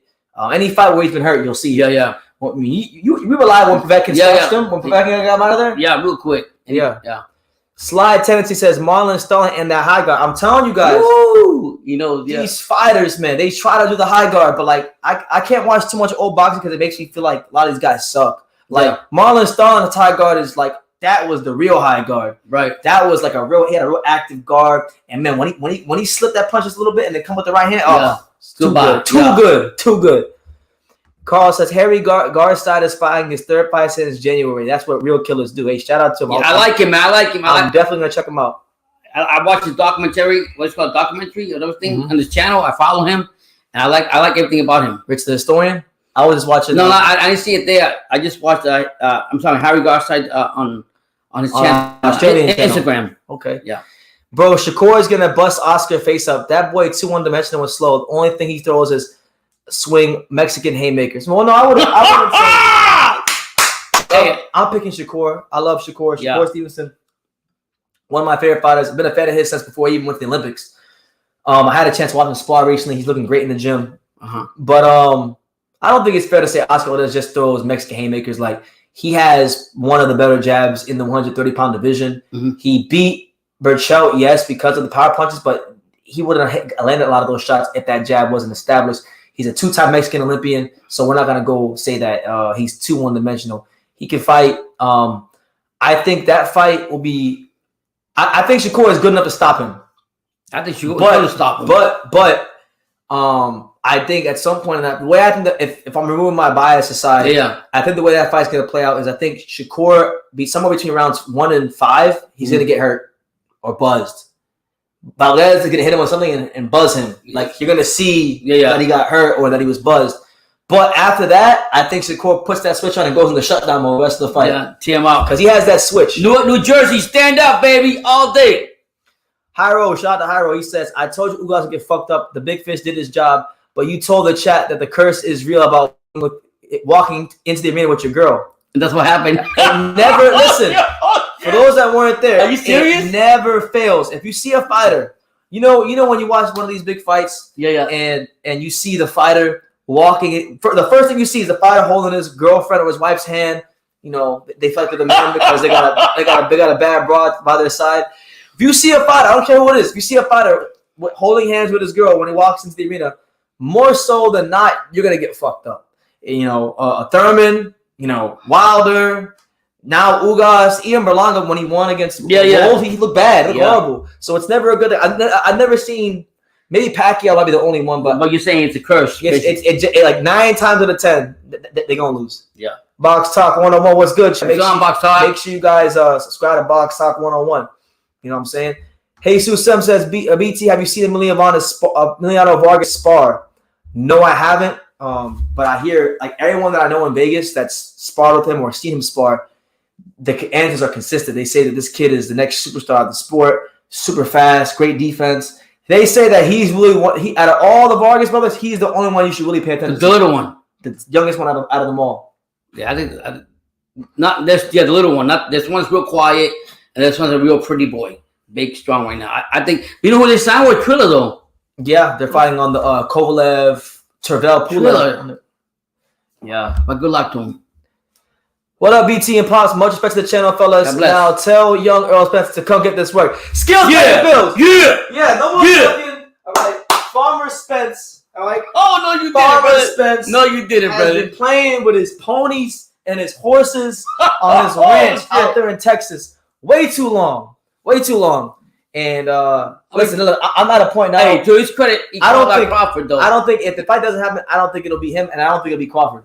I think it'll be the sanctioning bodies. It'll be Daniel Kinahan, and then want to get involved with Kinahan, some shit, or something like that. Or maybe they make a fight for both guys, and let's say like if Crawford fights Danny Garcia or Spence fights Keith, and one of them get fucked up and lose. Yep. Something like that. I'm to a point now where at this point, I don't think anybody's avoiding anybody. I like that comment Bailey brought up about Spence being one-footed. I agree with you on that one, Bailey. Yeah. Kobe says, I respect his response. This podcast is lit. Thank you, champ. Yeah, respect, man. We get crazy here sometimes. We get crazy. Hey, listen, we're not right all the time. Right now, we're calm right now. If you come here for like one of these, because we have our live fight reactions every Saturday, sometimes Fridays. If there's a notable fight on, we'll go live for it. And, man, some of these fights, if they're any good and exciting, you just see this guy right here. Yeah, I get crazy. But I have fun with it. You know what I mean? You only live once. That's right. Thank you so much, man. Joseph Bailey says Spence is too flat-footed and one-dimensional. I agree with you. Crawford will beat Spence in 8 rounds. Tell him, boy. Tell him, Bailey. Well, he's got a point with his foot, with his boot. Like I said, his movement. He has it around before me. I think Crawford will get out there at 9. Yeah. Someone's listen. Whoever wins that fight, someone's getting knocked out. That movement that Crawford brings in, that ain't no joke. I think that is it. Angles and everything. Crawford, I'm telling you, he got too much in the toolbox. Now, Jesus M says BT Eddie Reynoso should find a way to win for Oscar and the coach court if Eddie is really so good. Well, let's go back to Eddie Reynoso's last fight. I was there. It was a great occasion. You know, he had Julio Cesar Martinez. Yeah. When he fought Cholatito, that shit, it didn't matter what the hell Reynoso told him that night. Yeah. You know, Canelo Alvarez showed up to watch the face of boxing, Roman Cholatito Gonzalez, and he watched Julio Cesar Martinez get punished. Yeah. So my thing is this, you know, he's already 0-1 this year. If he loses to Stevenson, that makes him 0-2. Jesus. And then, you know, Bivol ain't no bum. No. Eddie Reynoso might go from being here to here in 1 year's time. Well, right now, he's running for a training of the year again? Yeah. Okay. No. He hasn't done anything. No. It's only Derek James for sure. No, right now, Derek James got he's got Charlos. I forgot who else, but I know Derek James. I think he's. I forgot. Right now, you want to know who? Salas? No, you want to know who's in like I don't know if he's in the league, but he's in the top 3. It's the name that most people don't even think about. I probably know who. Who? The guy from Sweatbox. Well, no, because he didn't. That was in 2020. One. Not him. Not who? The guy I'm not gonna say he's the favorite, but the guy who's like in my top 3 for trainer of the year is Tony Sims from the UK. Oh yeah. Because so far he's led John Ryder to a win over Daniel Jacobs. Okay. And Conor Ben got a devastating knockout against Chris Van Heerden. Did it faster than anybody that fought Van Heerden. So yeah, obviously he's got to do more. Yeah. If you want to be technical, Felix Cash did lose his last fight, but they gave it to him. Yeah. But technically, 3-0. Yeah. I like him. I'm not gonna say him yet. No. I'll tell you who. I'm not gonna say that. I'll tell you who my trainer of the year is right now. Marcos Caballero, who trained Cholatito. Oh yeah. Martinez was supposed to be a tough fight, and he pretty much told. He pretty much showed the gap in class and quality. So, yeah. Now I wanted to talk about this because I know Jairo have been talking about. So Golden Boy Promotions recently won again the purse bid for what was it? Gaio Estrada and Joshua Franco. Now, Gaio Estrada, one of the best fighters in the sport, on the pound for pound list, been lineal champion, unified the division, has defeated every man on paper that he stepped into the ring with, even though I thought he lost Cholatito in the second fight. They won the purse bid. Now, most sanctioning bodies, like I don't know what the number is to the WBO, but I know most times like the IBF and WBA, the minimum purse bid is normally somewhere around $200,000 every time. The purse bid in total between Gaio and what's his name, Joshua Franco, was literally in total $120,000, which means that Gaio is making like $90K and Franco about to make $30K. So what this proves is that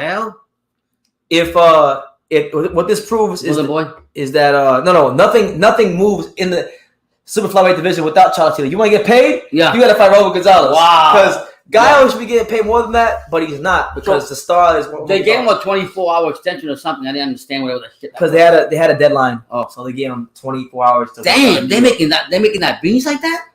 Yeah, that's why I'm telling you. Like, it'd be nice if the boxing fans really showed the real killers in boxing some more support. I like the interview you made. People don't know who they are, but Pistol Pete, like he told you the decent money was over 25 or up or something. Short money is like I asked him Pete Dobson, welterweight contender. Yeah, I asked him what's short money. Beta Bay boxing. Yeah, Beta Bay.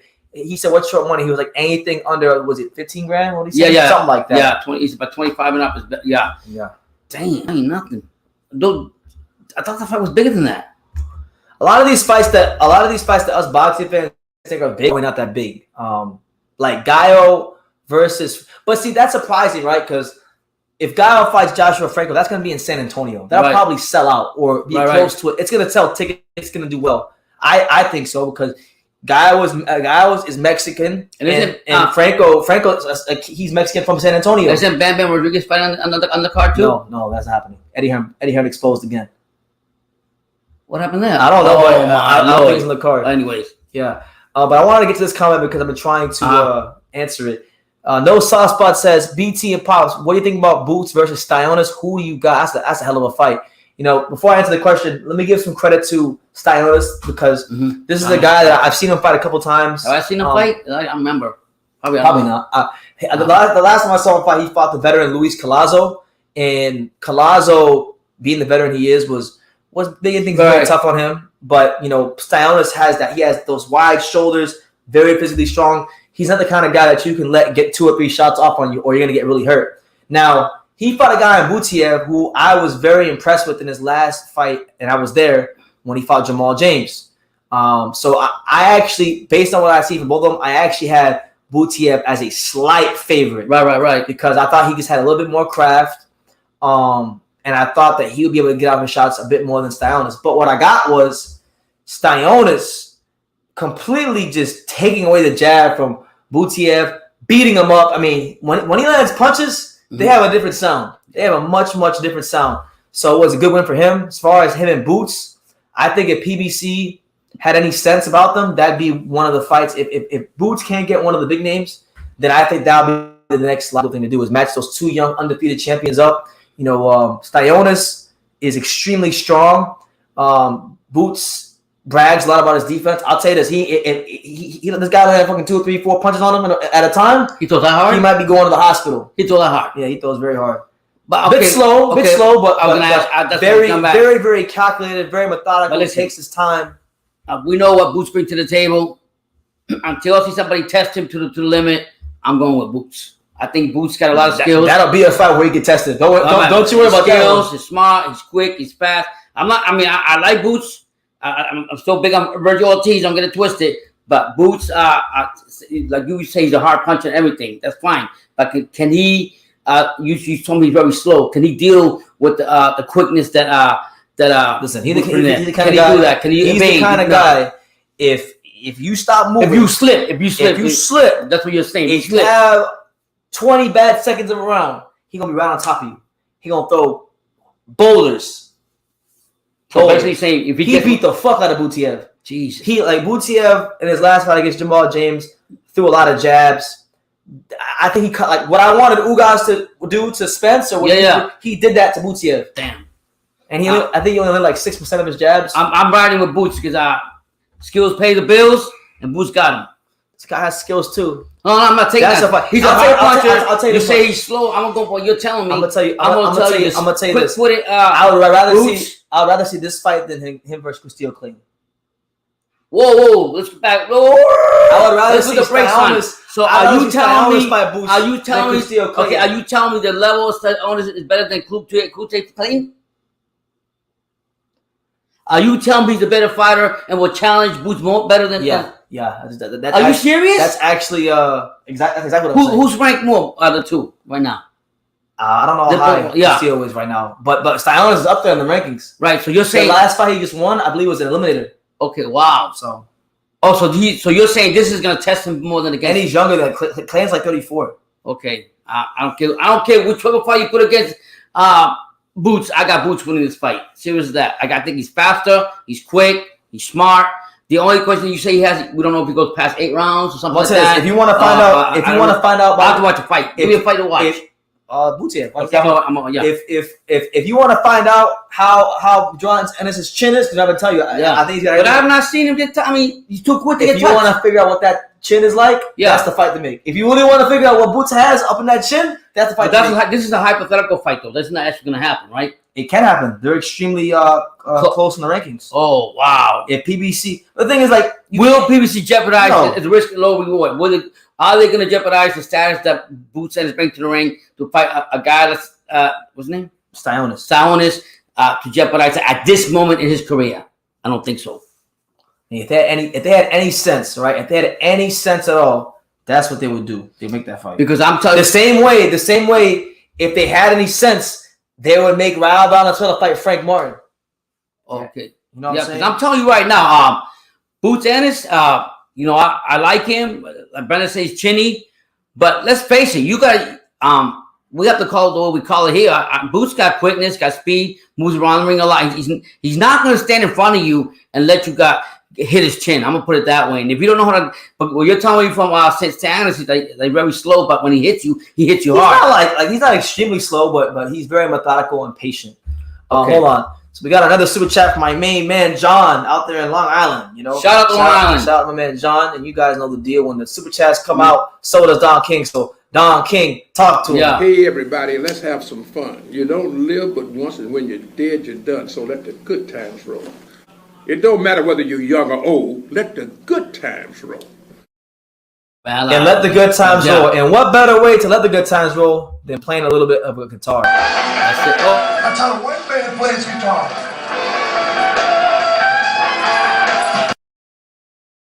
There you go. Shout out to Stone Cold Steve Austin. John says, God bless. Hope you and Pop's doing well. I just want to let everyone know that Crawford is going to take apart Errol Spence piece by piece. That's right. When they meet. Book it.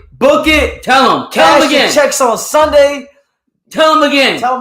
Shout out to New York. Tell him again. Talk to him, man. Yeah. That's why I like John. Me and John. New York was on bullshit. New York was called like they call it, man. Listen to him. Talk to him. But thank you, John. Thank you so much. I just hope it gets made for the sake of the sport. Boots Ennis reminds me of Paul Williams at welterweight. That's not necessarily. I mean, it's a good thing because Paul Williams was good, but Paul Williams got flatlined by Sergio Martinez. Yeah, real quick. Yeah, so I think I want to see if Boots has a chin. That's why I want to see this style in this fight.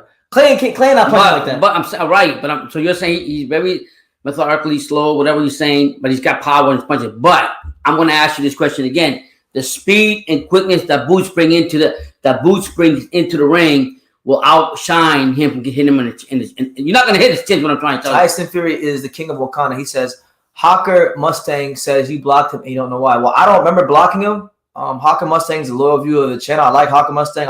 I'll check it after this live and I'll unblock him. Yeah. But shout out to him wherever he's at. David Avenetian is the one testing these young prospects. He's knocked out 3 undefeated prospects so far. Might just call him the prospect killer. Well, I'm gonna tell you this. I like Avenetian. Avenetian's a good fighter. He's the main reason why Eddie Hearn's not gonna make the same mistake twice and put Conor Bennett there with him because he fought Josh Kelly and you saw what happened there. Yeah. Listen, David Avenetian is a very dangerous fighter, very strong, elite fighter at the European level, a fringe world level fighter. I'll tell you the fight I want to see. Now, he's not going to get no Conor Bennett fight because they don't want to make that fight. They made that very clear. They don't want that fight. Jesus. So there's no sense in whining about it. Yeah. But I'll tell you this. The fighter that does want to fight him is maybe a guy that you guys don't know, but you should look into. A guy by the name of Pete Dobson, who's one of the most underpromoted and best kept secrets in boxing from New York. I did an interview with him recently, and he called out David Avenetian. Pistol Pete Dobson. I think that fight would be great. I think that would be an amazing fight. Yeah. You know what I'm saying? I like Baki Hammer. I like him. Yeah, shout out to Baki. I like Baki Hammer. You know what I'm saying? But we got, see, I'll tell you this, that Fury White undercard is going to be brutal. It's one of those long. It's one of the worst undercards in recent memory. Like, it might be like. Oh, this is big fish eyes, right? Yeah. Oh, that's. What's going on with the Dubois and that fight still happening still? I haven't heard much about the Dubois and the Dream. Yeah, it's like it's been quiet on that shit. I know what's happening. I'm not sure if I can say it. Okay, good. No, I know what's happening. Okay. They got a date. They got a venue. Okay. Johnny says Pete Dobson is my friend's cousin. BT. There you go. Oh, there you go. Shout out to you. Shout out to him. Get down here. You go to Better Bay Boxing, baby. If you want, I can set up an interview with the channel with you and Pete. Oh, well, I know Pete. Pete's a friend of the channel. Yeah, thank you. I actually interviewed him on Instagram. I interviewed him on Instagram recently, and I posted a couple of those clips on the channel this week. They haven't got a whole lot of views, but still, okay, we support them. They're there. Pete, he trains in the same gym I used to train in, which is Beta Bay Boxing Gym. You know what? Since we're talking about, for those of you out there who don't know who Pete Dobson is, in fact, hold on, we go on a box track with this one. We going straight to box track. I want people to see what I'm talking about. All right, Pistol Pete Dobson. So this actually, when people ask me like BT, who's an underrated fighter who's someone in the welterweight division that you should look out for. I'm gonna put you guys on game right now. All right. You don't know, you better know. You're gonna find out. So this is Pete Dobson. He's 15-0, 9 knockouts. He's 31, so he's not the youngest, but he's not old. He's at a good age. This guy, good friend of the channel. Great friend of the channel. This guy, Pete Dobson. This guy pretty much lost a year and a half of his career due to promotional issues and basically the if high risk, low reward were a person, this would be him right here. And go check out the video because they're offering the McKinson fight. Remember the video just recently. So we'll start from here, and I'll give you guys the context of these fights. So in 2017, he fought a guy named Jeremy J. Flash Nichols, who was undefeated 7-0-1. I know who Jeremy Nichols is because he used to train at Johnny Toko's gym.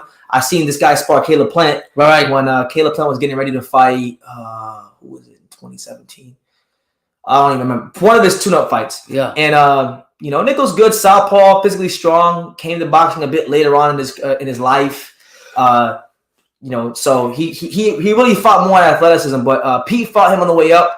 He beat him for the WBC US NBC title, which is a good little regional strap to have. I didn't think the fight was a majority decision. I thought Pete won by like 2 rounds, but it was a close but clear. It should have been a close but clear decision, but he won the fight nonetheless. Now, the fight that really should have put him on the map and propelled his career to the next level, was this fight right here. He fought 16-0 Golden Boy prospect Emmanuel Medina, who at the time Golden Boy had some big plans. Not Golden Boy, PBC. He fought this guy he took short money on short notice. He fought this guy on the undercard of Manny Pacquiao versus Keith Thurman. And if you don't believe me, we'll go look. Manny Pacquiao versus Keith Thurman. Pete was on that card. Jeez. But he fought on the untelevised version. He was actually a slight underdog, and he knocked this fucking guy out in 5 rounds. He knocked everybody out. He starched him in 5 rounds. Yeah, he played. So after that fight, that's when the promotion issue started. Yeah. He got put on the shelf for a year and a half, waiting to get out of a contract. Yeah. Then he came to South Florida. Yeah. Hooked up with a guy named Jeff Ports, who's one of the really good up-and-coming young trainers in the sport. They got him with a manager named Ryan Rickey.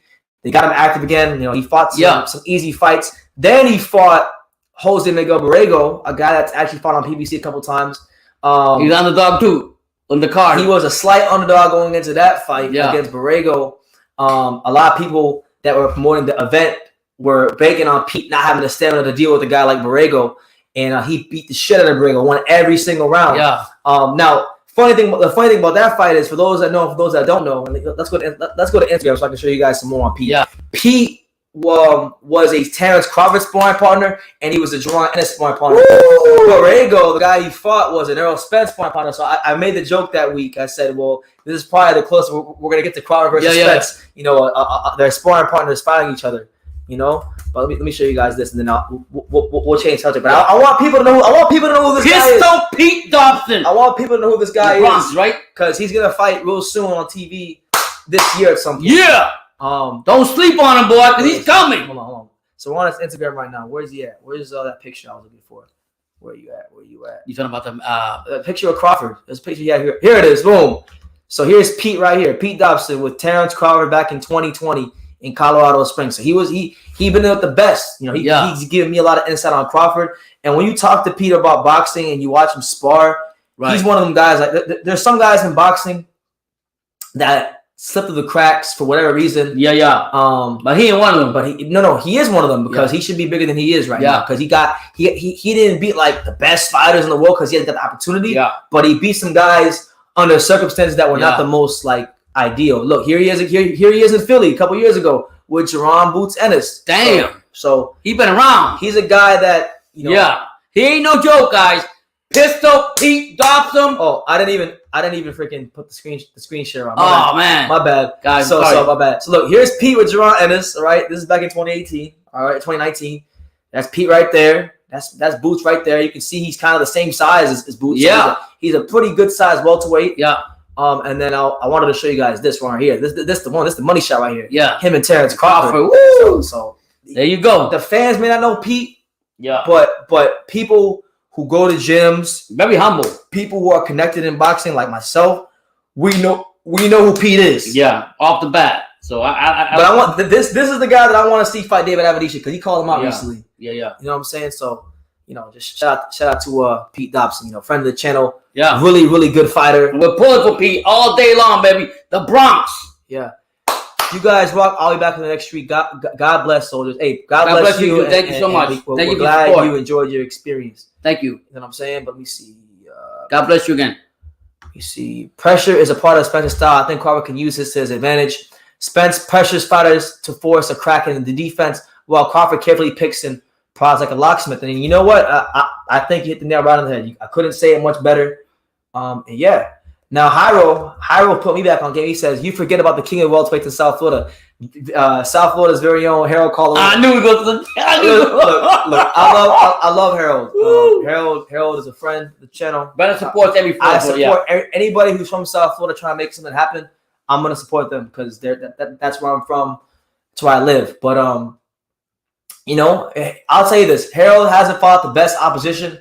He's now he recently signed a deal with Peter Kahn, who's like one of the most powerful managers in the sport. So I'm looking for big things from Harold this year. I wanted to see him fight Pete, but that's probably not gonna happen. So it is what it is. On to the next. Oh man, when we talk about some of the best viewers on this channel, we got a super chat from the lovely and equally intelligent Doris. So Doris, thank you. Super chat. God bless you. When the super chats come out, Don King comes out. So Don King, thank you. Talk to him. Hey everybody, let's have some fun. You don't live but once, and when you're dead, you're done. So let the good times roll.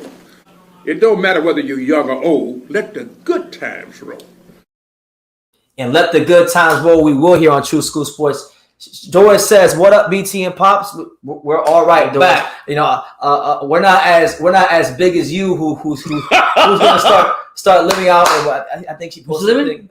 She's in Atlanta now, but she's freaking. Atlanta's nice. She's going to San Diego. Woo! Do you fall in love with San Diego? When you over there, I love San Diego. Oh wow! Good luck to you. Yeah. So Dope Boy wants it straight. He wants it straight. He wants a straight prediction. What's our prediction right now at this moment in time for Crawford versus Spence? I'll swing it over to you. You can start with that. I'm gonna say, to me, it won't go more than 8, and I got Crawford. Okay, I got Crawford by Crawford will take. Round. I don't think this fight, whoever wins, I don't think this fight is gonna see the championship rounds. I'm gonna tell you like this, and they're each gonna push each other, but as soon as Crawford get pushed to the limit, the real dog's coming at him, and don't be surprised if he gets a knockout. Okay. I'm taking Crawford in 7. Okay. KO. All right. KO. Wait. Cold? Not KO. He's gonna drop him. Okay. He's gonna get back out. Okay. Yep. Okay. But yeah, shout out to everyone here. Make sure you smash that like button. If you're new to the channel, subscribe, super chat, show the love. What was it saying about I was reading something about his mouthpiece or something with Spence, that they were asking about his concentration or something. It's happened twice in 2 fights already. So basically with Spence, right? I want to talk about Ugas. Ugas pissed me off in the 6th round of that fight. Yeah. Because Errol Spence had a mental lapse. He punched this man with a straight right hand because he lost concentration, punched his mouthpiece out, and he didn't jump on him. Wow. And then, literally, at the next round, like after that moment in the fight, it was all. That's when Errol really started punishing. What was it wrong with Errol got stumbled back to the ropes and should have been knocked down. Right? Round 6. Yeah, that's what I'm talking about. Yeah. He didn't attack him, right? Nope. Errol had a lapse, but Ugas just didn't have that killer instinct. It's almost like he got to the big dance, he got to the big stage. Yeah. But the moment was just too big for him. And look, there's a lot of quality fighters in boxing. They have good wins. They might be champions, but then they get into the fight where they're on a big stage. They're no longer underrated. They're no longer underpromoted. They have that one chance to really stick their flag in the ground and show that they're a great fighter. Ugas is a fantastic fighter. Don't get me wrong. We're not making but when he had his moment, he let it pass him by. The opportunity, what we talk all the time. He let it pass him by. I'll say it again. Should have been ref should have called it a knockdown either way. But we're not making excuses. It happened. But my issue was this is the second time that Spencer had that problem with his mouth, and he joked about it. I mean, if he has a mental lapse against Crawford, he's in trouble. Absolutely. No soft spot says, BT, are you sold on Cody Crowley? Oh yeah, he won. He won his fight. Look, I'm sold him as far as being a contender, a fringe contender. Mm-hmm. Now I give him credit. He's come from a really as far as his road to where he could get to where he's at now. He hasn't had it easy. He hasn't been the most promoted guy. He doesn't have the power brokers of boxing behind him. But 2 solid wins back to back. He beat Abdul Kakarov, and then he beat the corpse of Jose Lopez. So he's doing what he's got to do to move his career forward. But if you're asking me, like, do I see him as a threat to, like, Terence Crawford or like Virgil Ortiz or even like a Michael McKinson? Yeah, I like forget Crawford and Spence. I don't even think Cody Crowley would beat Michael McKinson. Damn. But he's good though. He's solid. Yeah. He's solid. But I just haven't seen anything that will lead me to believe that he's going to be a guy that will be like a huge factor at 147. He'll be good. He'll be around. He'll get big fights. But just doesn't really punch the hardest.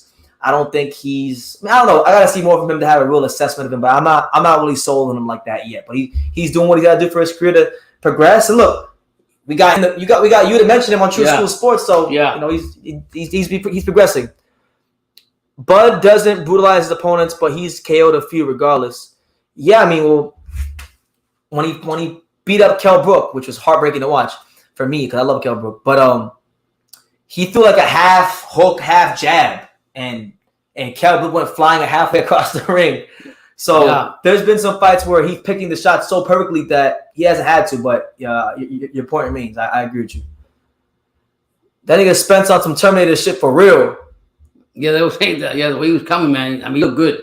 Yeah. Now Doris, look, Doris is Canadian, so she's Canadian like Cody Crowley. Yeah. So she said Cody Crowley's still too stiff and doesn't have enough in his arsenal. But I'm still cheering for my fellow Canadians. Tell him, Doris. Tell him. Tell all these guys out here that think they know boxing. You tell them, Doris. Let me see. Someone said, where was it? What was it?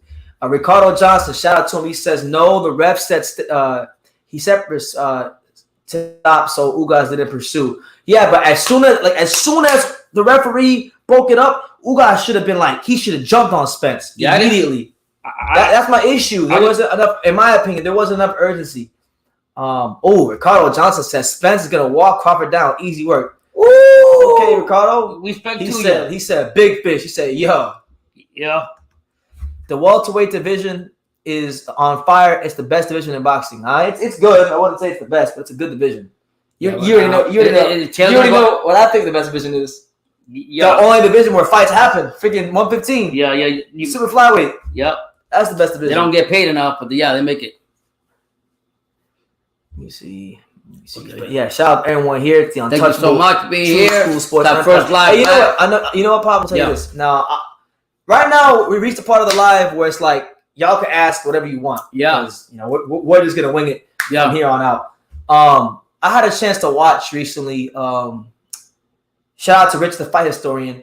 I love that. I watch that channel all the time. I had a chance to watch a whole documentary on Greg Haugen. Have you seen that one about Greg Haugen? Yeah, Greg Haugen. Yeah. A lot of times boxing fans that don't do the research, if a guy has one big fight, like one massive fight and loses it, that's what he's known for the rest of his life. So, like, for example, if you ask most boxing fans that know who Greg Haugen is, what do you remember about Greg Haugen? They're all going to tell you, oh, yeah, that was the guy that got knocked out by Julio Cesar Chavez. Yeah, they won't say no more. More. Yeah. This guy, Greg Haugen, he was the truth. Yeah. Like, I watched him again. He beat Camacho. Yep. He beat freaking Ray Mancini, even though Ray Mancini was old. Right, still. He beat Camacho, Ray Mancini. He beat Vinny Pazienza. Yep. He was always the underdog against all odds. And he did it. He lost a lot of those fights and rematches and stuff, but like just his whole story, it kind of made me a fan. Like I'm telling you, that channel right there. Go to the Rich the Fight Historian. He's got a lot of fighters that back in the day in the 80s, 90s, that people before that, they forgot about. He brings them back to life again for us avid fans to go in. So check him out. I watch him all the time. I don't talk much about it like my son does because my memory's like gone. But it's funny because like I remember when Caleb Plant was getting ready to fight Canelo, right? Caleb Plant is white, so like there's not a ton of like world championship white American boxers, right? Everyone would say like, oh yeah, well Caleb Plant's just Greg Haugen. And I'll be honest with you, he's more talented than Greg Haugen. Yeah. But to me, it's actually disrespectful to say that Caleb Plant's as good as Greg Haugen. Not in terms of I think he's more talented, but Greg Haugen, he beats some freaking names. Yeah. He beats some like real deal contenders. That nobody thought he could beat. That nobody thought he could beat. Yeah. Yeah. I mean, him and was it Pazza? I think Pazza were going back and forth. For the first time he beat him, and he was telling him, "I'm gonna beat the shit out of you." This and that. It was good. I think if he didn't get addicted to drugs, he would have had a better career. I know some of those fighters do that, but hey, Let me see. Maple syrup. Shout out to him. Maple syrup. That's Hyro, man. He got the maple leaf shit in there. Fuck the maple leaf. I know that's you, Hyro. Oh, shit. Hyro, if it's not Hyro, then I apologize. But Hyro, if that's you, fuck the Maple Leafs. Florida Panthers. Hyro's playing the greatest show on ice since Disney Nights. Don't ever. He said Go. Crawford is the same age like Amir Khan, old and his legs are worn out when he fights Spence. Well, that's what you're hoping for. Yeah, that ain't gonna happen. You're praying on his downfall. Hopefully he flops. That ain't happening. Yeah. Giant TV says, great boxing schedule this year so far, and it's more fights to be made. Absolutely. You know, a lot of good fights coming up now. This 6-week run is crazy. We got White and Fury, Taylor Serrano, and Shakur Stevenson Valdez on the same day. Oh my God! The following week after that is Serrano versus Canelo versus Bivol. Yeah. The week after that is Charlo Castano. The week after that is Andre. You got Andre versus Parker on the 21st. Yeah. You got Benavidez versus Lemieux on the 21st, and then you got Buatsi versus Craig Richards on the 21st, and then you also got the real fight. Yeah. Mickey Bay versus Tevin Farmer on pay-per-view. Don't you all forget it. And then the 28th is Rolly versus Tank, and then the 4th is Cambosos versus Haney. Does anybody know something with Tank? Is he still going to be free agent or what? I don't know. He better swear about Rolly. Yeah, I know. What do you, out of all those fights that's named possible, which one are you the most excited about and why? I'm really excited. I'm more excited to watch Oscar Valdez against Shakur Stevenson. That's the one you're most excited about? Yeah, I'm really excited about. I'm really hyped up more for that one than all the other ones. Even with the Canelo Bivol, whatever. I like that fight because I already seen what Shakur showed me the first time he shut my mouth, and I want him to prove it to me again. The most exciting fight for me. The most exciting fight for me, the fight of the year with the most significance is on June 4th. Cambosos versus Haney. That's the fight right there. That's a good fight too. I'm not taking that away from that. We're gonna see. I'm just excited for the George Cambosos try to defend his belts against one of the top young stars in boxing. Haney came and says he's a confident. He came out and made a comment and says, I can get in the ring 10 times with Cambosos and 10 times I'm gonna beat him. Oh, Haney coming out with the fire.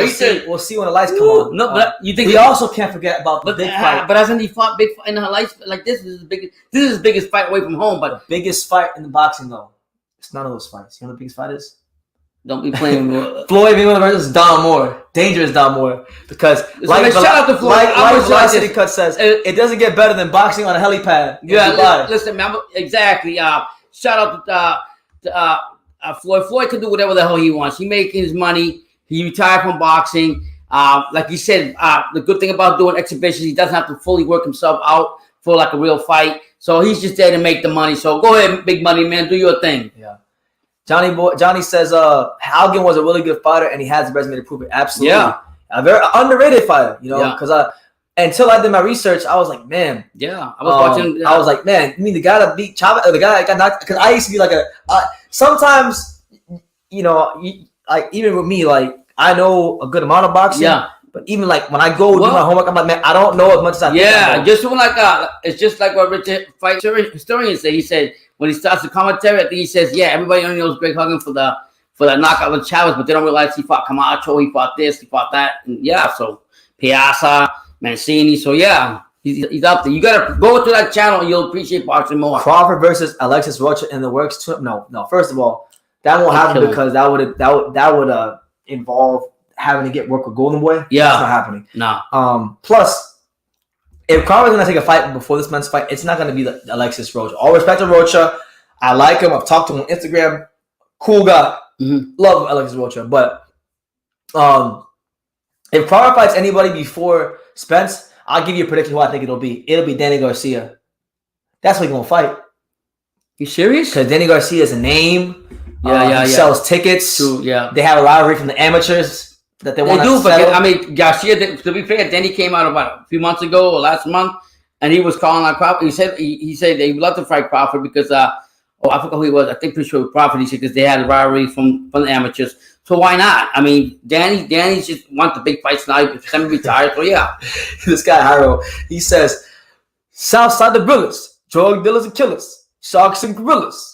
Beats LL Cool J. There's a song. I don't know about that. There's a song. So in Texas, there's a song by I don't know the name of it, but it's by Big Tuck. It's like the Texas national anthem. You go, who's Big Tuck? This rapper from Texas. You go if you spend enough time in Texas driving around the highway, you know, you'll eventually hear the song at some point. So is that popular? It's like the Texas hip hop national anthem. Okay, I know this because when I was with Felipe out in Texas. Yeah. Oh shit. He played this card, and I hit another cards. Okay. So yeah.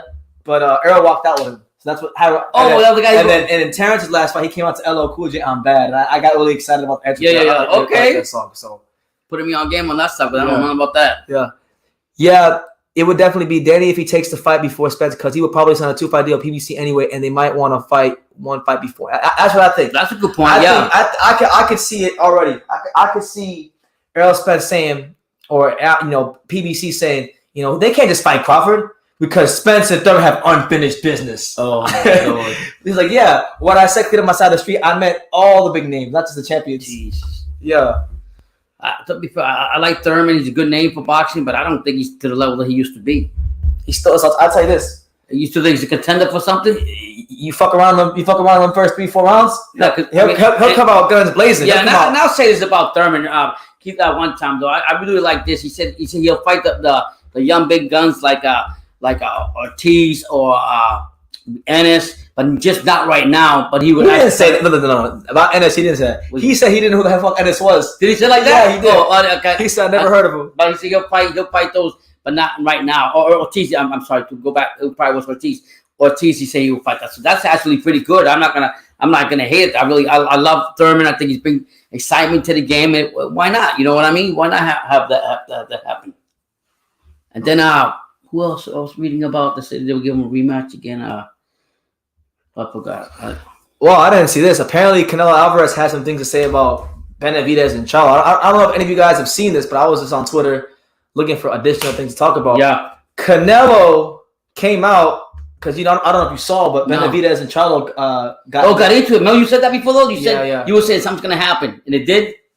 So Canelo saw it, of course. He says Charlo and Benavidez need to fight in the ring. Why outside the ring? It doesn't make sense. They have some problems. Fix it in the ring. Yeah, but you know what he also said? He's also said the two guys. It's funny he's saying that about the two guys that he was offered contracts to fight and ran away from them. And then I also heard he was telling about Spencer Crawford, fight for your people. He said like that. You see that? You didn't see that comment? I think it was I forgot where I seen it at. He said fight for the people. No, he said fight for the people. I'm sorry. He didn't say fight for your people. See, look at you trying to make this a race. No, I'm trying to say fight for the people. But I'm saying, come on, man. You say you got a busy schedule, but you still got time to get on Twitter and say whatever you want. So that's just what it is. Yeah, I want to see Jamal Charlo and Crawford. That got me pumped up. I want to see that fight. I think that'd be a great fight. But you say that he's just talking to get more. Is he capping? We say easy capping. I like. I don't. You guys know I'm not a big fan of Dave Benavidez, but he did it. I am. I like Benavidez. I'm not a huge fan of him, honestly. Oh my God, Benavidez will fuck up Canelo. I'm trying to tell you. I'm gonna go back to that again. We don't know Benavidez. He need to fight Andrew. That's what he needs to do. That's what he needs to do. But didn't they say? But listen. Okay, we're not gonna. It don't matter what he's from now till May 21st. It don't matter what either one of them says. They both gotta win. Yeah, and then we can talk more about it. But I'm just saying, like, but I agree with Benavidez though, because he says that because Charlo. Did you see the video of both the Charlos after the fight? But they were doing an interview. They were drunk as fuck. They were drunk. No. And apparently, Charlo has a history of drinking a lot of Hennessy when he goes to these fights. The big one. And the big one. I believe it. Well, I believe it too because I actually sat because as many of you guys know, Angelo Leo is a great friend of mine. He fought on the Charlo Montiel undercard. I was ringside at that fight. Right. And I just remember. Everyone, because Charlo had some of his family like in our area, right, and they sounded drunk off their ass. So it's not surprising to see that they both get drunk, after fights. Yeah. So what happened? They walked up to Benavidez. Basically, Benavidez said in the interview that he only has courage to talk about me when he has Hennessy in the system. He can't talk about shit when he's sober. Make that fight happen. Make it happen for sure. I mean, you got to go to Benavidez though. He wants to get the big fights. What's up, Boxing Gem? God bless. Boxing Gems. Hey, make sure you guys. I'm gonna take the time to do it. Make sure you guys take the time. If you're here, anyone in 64, take the time to go to Boxing Gems. If you want to learn about boxing, he's the guy. Hey, and Boxing Gem also has a raffle for customized boxing gloves with the team, their channel and everything. The raffle to support the channel. So go ahead, you guys tune into Boxing Jams and support the channel. and go do that raffle. Go do that, and definitely go click on any of his film studies. Oh, great film studies. You'll learn stuff about fighters you probably never knew. Yeah. But yeah, Kevin Effect says Andre versus Benavidez is a great fight. I hope you don't try to rob Boo Boo. Listen, I'm not even going to talk about Benavidez and Andre because I'm not completely secure with him fighting Zach Parker in Derby County at the damn stadium. Yeah, he's going to have to come out there. And he's going to have to dominate that fight because he will get robbed, hands down. Mm-hmm. And that'll be a sad day for boxing if that happens. Yeah. But, they got business to take care of. Now, after that, we can talk about Benavidez and Andre so blue in the face. But, I was watching the interview with David Morrell, I think, on the Fight Hype. I like David Morrell. I hope he gets a big fight soon. I want him to get up there and fight. LVM says, did I miss the stream? I mean, you missed about a good hour and 39 minutes. It's all good. We go back. But you can watch the playback, and we still got some time on here. Yeah. We're going to be tomorrow, prime program reminder, we're going to be here early tomorrow. Yeah, we'll be here early tomorrow because me and Pops are going to the Florida Panthers game tomorrow to watch the greatest show on ice since Disney on Ice, the best team in the world. But because of that, we'll be live early tomorrow. So, but then after that, we'll be Saturday and so forth and so forth. Yeah, so that's what it is. And the weekly, regular basis again. I had to get a mental break. I don't blame him. Now, I saw something with Marlena Esparza. She was talking about. Oh yes, the cherry on the top or something about Sinisa. She's gonna get her. Listen, man, I was watching the live when Sinisa was actually commentating that fight. And she came out and she was saying, we're talking about Sinisa super bad. Strada, she was trying to say, yeah, I hope you get out them belts because I'm going to take them all from you. And then now you can. And she's already pissed because, according to her, Golden Boy is not really paying her that well, supposedly. And then on top of that, it looks like there's no dates at all for her coming up.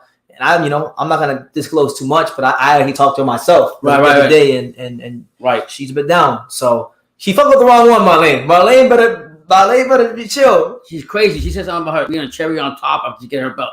She's not gonna get them belts from Sinisa. They're gonna whip the shit out of her. I agree.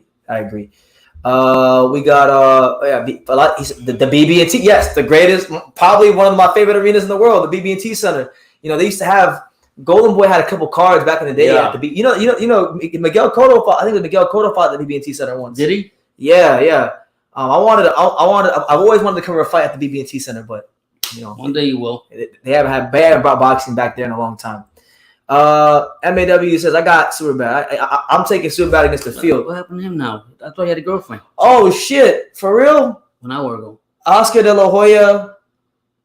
Woman alleges in civil lawsuit to Oscar De La Hoya sexually. Hold on, we gotta look that up. The plot thickens for Oscar De La Hoya. I agree, Boxing Jim. She's very nice. I thought he had a girlfriend. Hey, it is what it is. You know what? Hold on. Let me check that out. Oh shit. Because we at the part of the live where just anything goes. Now I saw your comment, Boxing Gems, as far as the breakdown for Fury versus White. I'm gonna get to mine in a second. But before I get to it, let me just go to. I want to see what's up with this. So an hour ago, during this live, woman alleges in a civil lawsuit that Oscar De La Hoya sexually assaulted her twice. This should be fun. Allegedly, it's not proven yet, right? Yeah, well, not if you're a man, you're guilty. Is that what it is? According to a report posted to the Los Angeles Times website, a former employee accused the retired boxing legend of sexually assaulting her in his hotel room while he was on a trip to visit Casa Mexico's Tequila's distillery in March 2020. She also accused the president of Golden Promotions of sexually assaulting her again at De La Hoya's home in Los Angeles once they returned from the trip. Oh my God. So it's a woman whose name is not disclosed. She said the second sexual assault occurred after a business dinner at a restaurant. After returning home, De La Hoya forcibly penetrated her with a sex toy against her. I bet you there's somebody that works for Golden Boy. I'll put money on it. Oh my God. I'll put money on it. If it actually happened, it could be a girl lying to try to get some money, but Oscar has a crazy history of everything. And it kind of sucks too because Oscar did so much for boxing. He was a 6th division champion. Yeah. He's made some great fights over the years. He's literally apart from his personal life and all this stupid shit. He's literally, when you're a fighter, a great fighter, and post boxing, you try to do things the right way. He's actually trying to do a lot of things the right way. Now, to his detriment, because he was addicted to drugs and went into rehab, he went into rehab, and that's when Steven Espinoza was his lawyer. He teamed up with Al Haymon. They were able to fuck him over and take most of the fighters to PBC. That's crazy. So nasty ass shit. But yeah, Oscar De La Hoya in trouble once again. So I mean, the plot thickens. I think sometimes we are blessed with. I'm not gonna say everything. We never have everything, but you can't. You still got an emptiness inside of you. It is crazy too, right? Because he's always doing some crazy shit. I mean, 10 years ago, nothing bad, but when he was, he does need help, LVM. He needs help. When they posted it with nylons, whatever the thing is, fishnets. Yeah, fishnets or something. I was shocked about that. So it's crazy too. The emptiness inside is crazy. It's crazy too because I actually met Oscar for the first time. Like I actually met him when he was at the Ryan Garcia media workout. He was like super cool to everyone. Like not to put like Canelo down, but like Canelo and Floyd and a lot of these guys that are stars. Yeah. When they pull up with their $1 million Bugattis and Lamborghinis, these guys gotta make it a big scene. This motherfucker parked his damn Lamborghini or whatever, and he just went into the gym with his girl. Like he didn't make a scene. He was super cool. He was really cool to my friend Sean Tatel, which I was very surprised. Who's his De La Hoya? Wow. I got to see some things about De La Hoya that most people never see. Right. It was great. So I hate that this is happening to him, but and I'm gonna say I've been seeing like a lot of professional sports figures. Darryl Strawberry, who was crazy with the Mets, he found God. He's a pastor now. Oh, for real? Darryl Strawberry is a pastor now. I see a lot of Ramirez from the Boston Red Sox. Manny Ramirez got an Instagram thing. He's always reading scriptures now. I find it humbling to see all these people that had everything and felt real empty to actually find God. I'm not even rich. I'm not trying to preach to anybody here. I'm just telling you what I like to see change. I'm not either, but I'm not rich or famous at all. But like I'm known enough to where if I go to a fight in California or Texas, odds are someone's gonna see me in the crowd that I've never met before, and they're gonna like talk to me because it's been happening a lot. So, and I've done a lot of traveling, and everyone's like, "Oh man, BT, you're doing this, you're doing that," and like, I almost like, man, I never want to be famous. Like, it's a very depressing thing. Now, F Real says, "What's good, BT and Pops? That's good. Haven't turned into your live in a minute. We're good, man. Don't be a stranger, you know. Yeah, don't be a stranger. We just started back up on our routine again. So tomorrow we'll be here early in the afternoon because we're going somewhere. But stay with us. Yeah. John from Long Island again comes with the super chat. And, hold on, we're gonna give him one more Don King before he's up out of here, and then I gotta get my wife. Hey everybody, let's have some fun. You don't live but once, and when you're dead, you're done. So let the good times roll. It don't matter whether you're young or old. Let the good times roll. Have it. John says, "Gonna run. Stay safe, fellas. Let me get some Don King before I go." And he wanted the white man guitar too, so God bless. We'll give him some Stone Cold Steve Austin as well. That's how the white man plays guitar.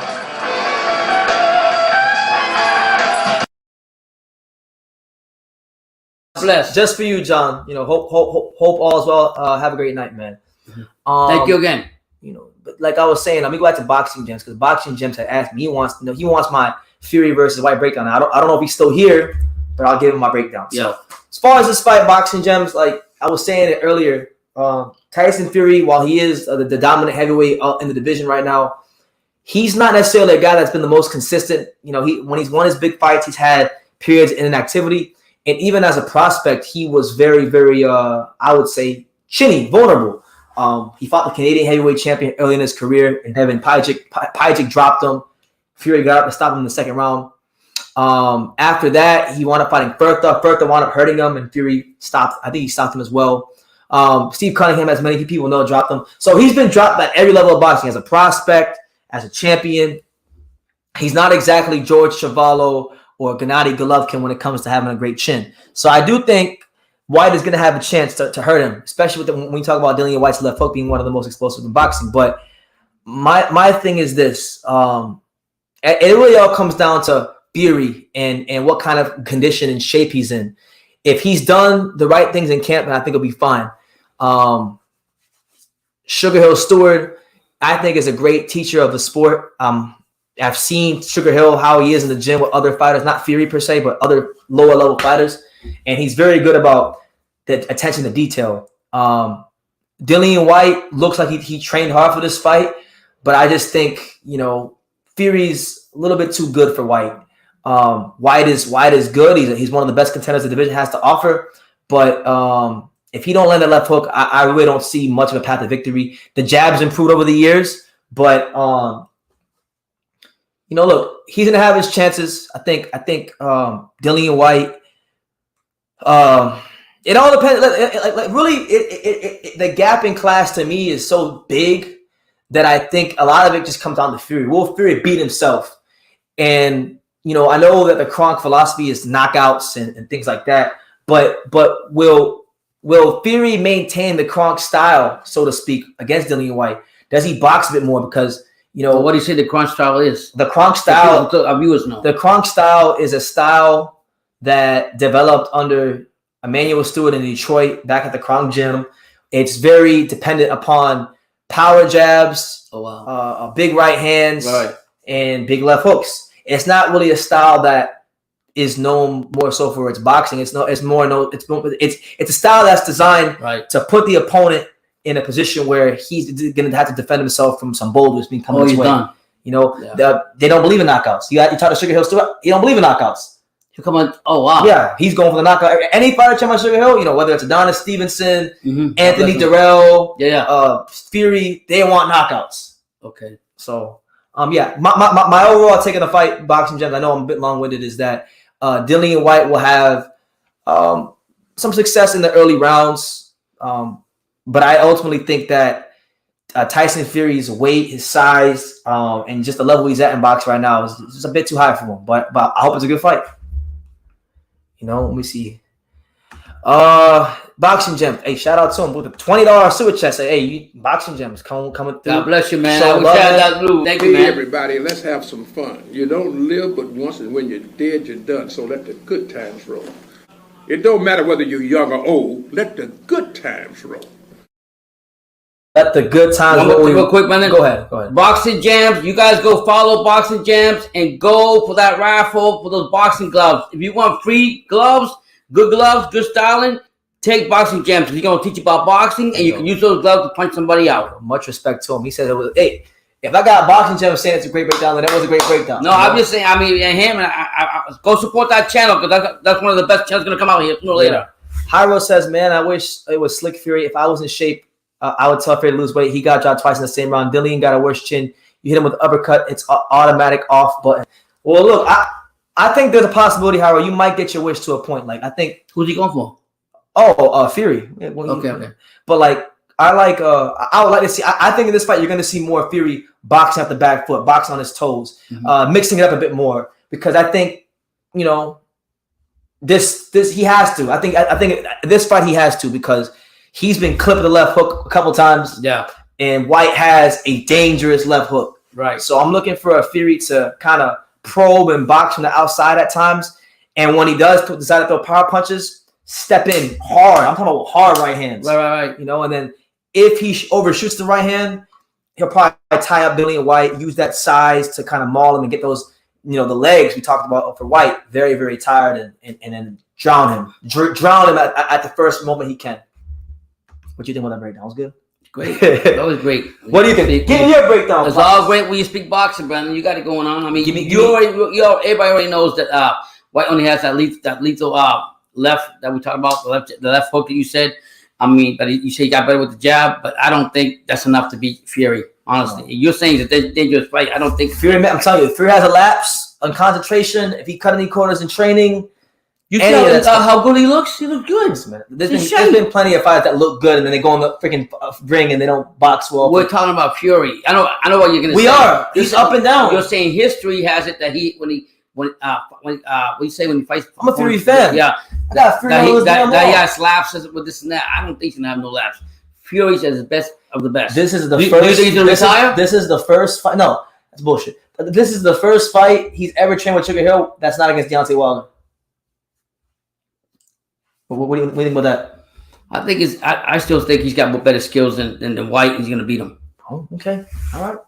I'm picking Fury as well. I don't know, but you just. But I just think it's a much more. Don't sleep on him. Basically, I think it's a more dangerous fight than people. Well, if he catches, like you say, if he catches him with that left hook, do you think that that's could happen? If he fights that come forward like Kronk style, yes, it will happen. Okay. I think at some point it will happen. That's why I'm saying this is a dangerous fight. But White gets tired out too, so I hope he got more. He built this stamina and endurance because he's gonna need it against Fury. Oh, Cameron Craver, shout out to him. He says, I still think Fury is running away from Luis Ortiz because of the style matchup. Hey, Ortiz got to fight. What's his name? Royce Jr. Oh. I'm happy for that fight because I didn't like it with Triller. Fuck him and Triller. I'm glad he's actually gonna get a fight with Ortiz. You know, Ruiz still has to fight that fight on Triller because he signed a contract. So he still had to fight. What? Yeah. Wait a minute. They didn't tell us that part. They did. I didn't read that part. So Ruiz signed the contract to fight Tyrone Sprong before he fought the one for Ortiz. But then PBC was like, nah. Like, so now they're coordinating. These fights. Yeah. Oh, so he does have 2 fights? Supposedly, yeah. That's what I was reading. That's what he gets, being a dumb. And you know what's crazy? This is the fight between 2 guys that avoided Filip Hrgovic. That's even better because they thought they were smart. How you said it, Brandon? If they have taken the fight with Hrgovic, oh, God bless her. You know, his father passed away. They did? Yeah. I sent him a thing Instagram. He had a big thing on it. I gotta hit him up then. Yeah, I did for both of us. I put True School Sports in his condolences. Mm-hmm. So you might want to go ahead. Yeah. Shout out to blessings to Philip El Animal. Hrgovic's father passed away. He's a big friend of the channel. Prayers to him. So Brennan did say that if Ruiz Jr. or Ortiz would have taken that fight, they would have been a cool main event to the Canelo fight. Would have brought more exposure to them. Yeah, but they gotta fight each other. It's a cool little fight. Yeah. I think the only interesting thing about that fight is really like what Andy Ruiz will show up like, because Andy Ruiz his last the only fight with Reynoso was the Chris Arreola fight, which Arreola would look good in that fight. I don't lie. That was the most. I'll tell you this. If people want to argue about, want to talk about Joe Goosen being a good trainer for Ryan Garcia, that's a point you want to use because that was the most in shape Chris Arreola I've seen. Oh, he was with Joe Goosen for that fight. That was the one. Oh my God, that was the best. That actually was the best Chris Arreola I like. Believe it or not, that's like his younger days. But seeing how he approaches this fight with Ortiz, and then seeing like how much does Ortiz actually have left in the tank. Because Charles Martin took him to some deep dark. Yeah, I'll put it like this way. I think honestly, for me. And I have to agree with BT. He's been telling me this for a long time, which is time. No disrespect to the Cuban fighter, but it's time for him to retire, get this big paycheck, and move on. I think. Okay. EJ Mono says, "I just got here. Who do you got in the EJ versus Buck fight?" Well, look, I think it's a great fight. Oh yeah, EJ Mono, he's a good. I can see anybody winning that fight, but I've got Crawford. I think of Crawford's ability to make adjustments. Me too. His ability to counterpunch on the move. Footwork is better. It's different. I want to say it's better. It's different. Mm-hmm. I think it adjusts quickly. But, it's a pick 'em. It's damn near a pick 'em to me. Hell no, it's no damn pick 'em. Crawford favors this fight. Everybody all of a sudden it's damn near a pick 'em. Okay, everybody's all of a sudden saying they pick Spence fight. It's a close fight. A pick 'em fight because of Spence fighting. And this is what the argument is. Spence fighting a counter puncher like Ugas. Is going to fight Crawford, who's also a good counter puncher. No, two different fighters. You can't compare that. Fucking Crawford's his own level. He's a bigger dog. For me, it has less. People are gonna argue that point. No, you can't say that. It has less to do. I got Crawford. It has less to do with that more so. I know, but more people, the majority. No, it has less to do with that more so the fact that Spence looked like Spence in that fight. No, he looked good. I give him pivoting in the pocket. I mean, his hand positioning was as good as I've ever seen. But no disrespect to Spence, I was Ugas.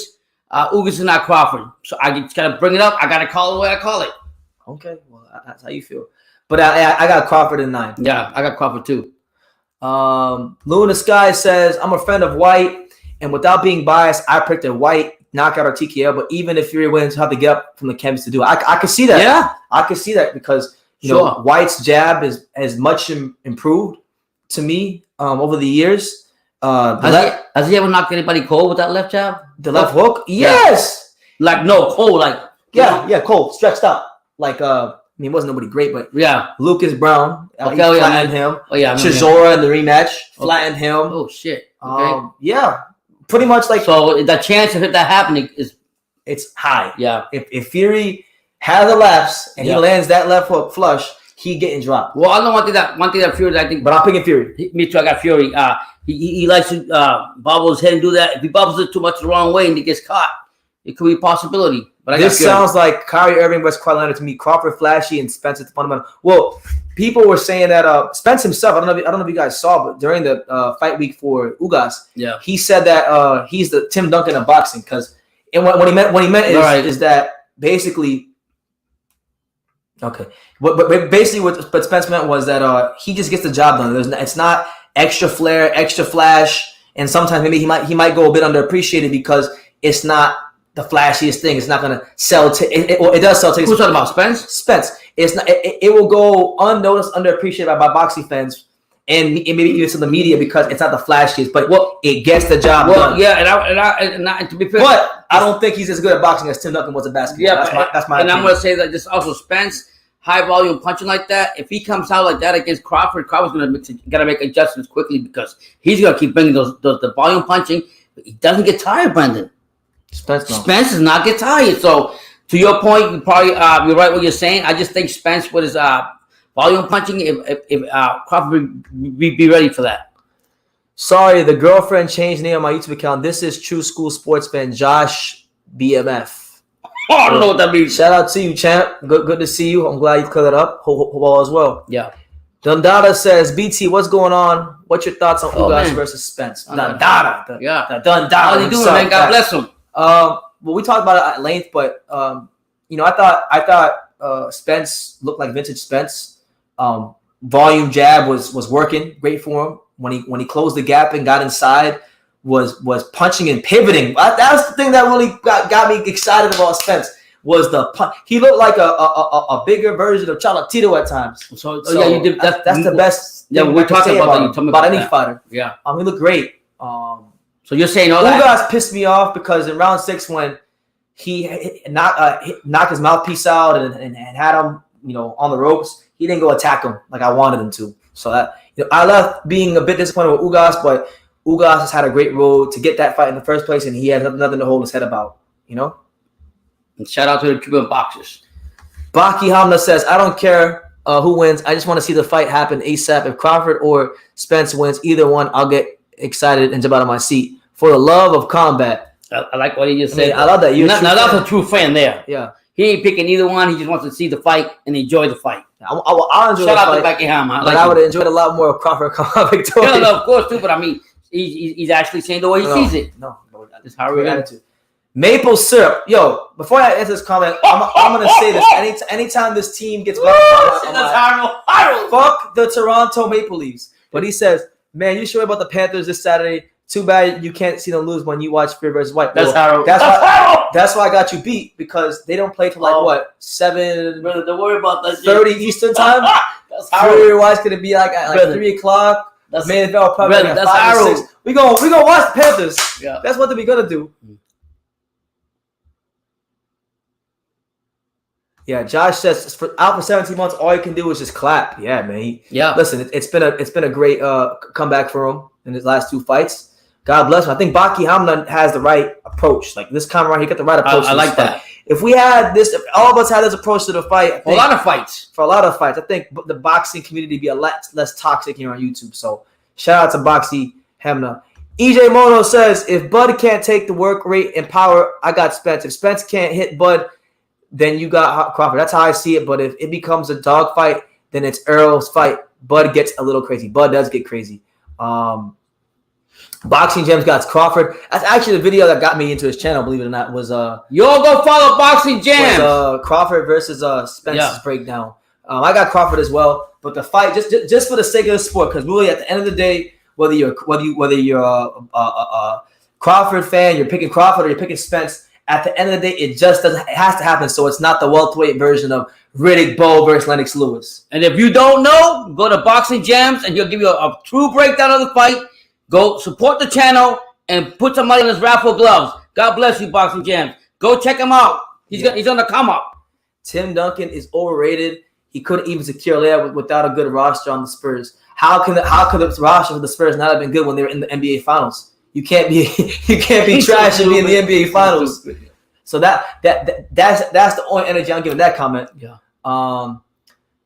I think Salah's game plan was flawed. Well, I'm not even sure what the hell his game plan was. He was saying, when I was watching on the Spanish channel, he was saying that what they were trying to do, they were trying to use, which I don't think make any sense. They were trying to use Spence's offensive towards them as a defense against his offense. I don't know what that meant because what that means is they're basically trying to be the counterpuncher and let Spence get off as many shots as he wanted, and they felt very confident in Ugas' ability to counterpunch. But what they didn't factor in is that Errol Spence Jr. has like literally the best hand positioning in boxing. The man don't drop his hands.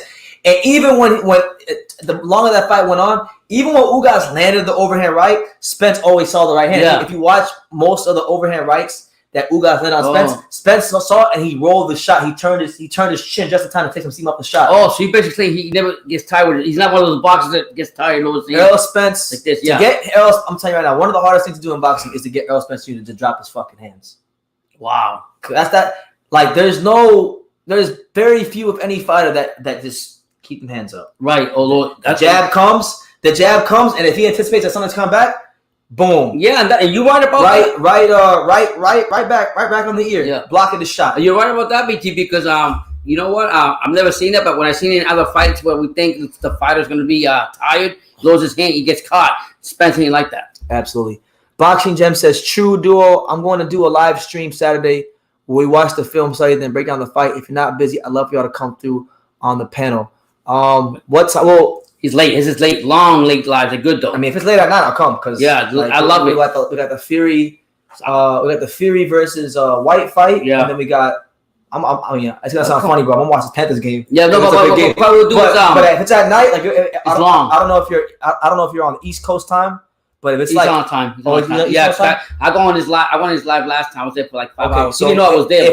If it's East Coast time, if it's like if you're still going at like 9 o'clock, something like that. Hey, I'll come through. What I like about him though, he lets a lot of subscribers that don't know shit about boxing. He calls them out. He shows them by 8 p.m. Central after the White fight. Yeah. Well, I don't know yet. I want to go. We'll check it out for sure. We'll see. Brendan, he's there like for 5 hours. If you're there for like 4 hours, I'm telling you, I sat through the whole live. He didn't know I was there. After he shut it off, I commented it was too late, but he had a great live. I was there. He got a couple friends and everything. It's great. If it's late enough, I'll come. Don't worry. I'll remind at least to come in for a second and say hi to you or whatever, so you get respect. You deserve it, Boxing Gems. He deserves it. And like some other channels, like don't get me wrong, I'm a fan of a lot of channels on boxing. I can't be a hater of other people. Yeah. He said we all night. All right. Well, if that's the case, I'll see you there, champ. Yeah. And he's good, but I'll see you there. What I'm trying to learn from him is all his turns: the parrying, the slip jab, the cross jab, the side jab.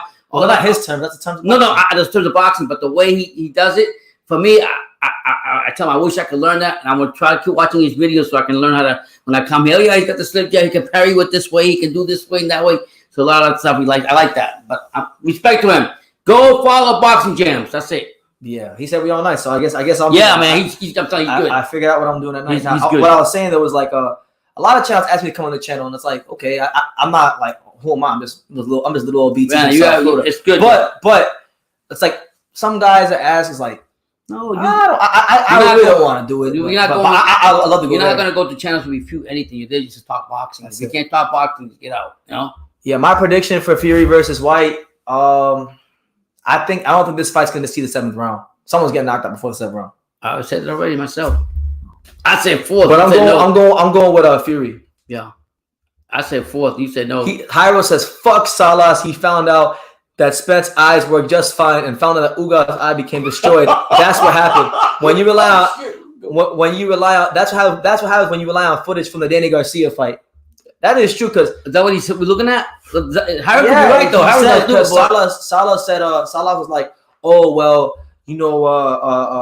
we saw the Danny Garcia fight that he's not the same fighter no more. That's not smart. That's not when you're fighting a guy who's a undefeated unified champion, USA Olympian, great jab, great hand positioning, just does a lot of things really, really well. Yeah. You don't want to go and watch one of his like lesser performances. You want to watch his best performance. Yeah. And you want to prepare for that guy. Yeah. Not for the guy that you hope comes to the ring, yeah. for the guy that you should expect to come to the ring. Because you're talking about Cowboy Stadium, you're talking about 3 belts on the line, you're talking about undefeated record on the line. You don't think Errol Spence Jr. was going to be turned up for that fight?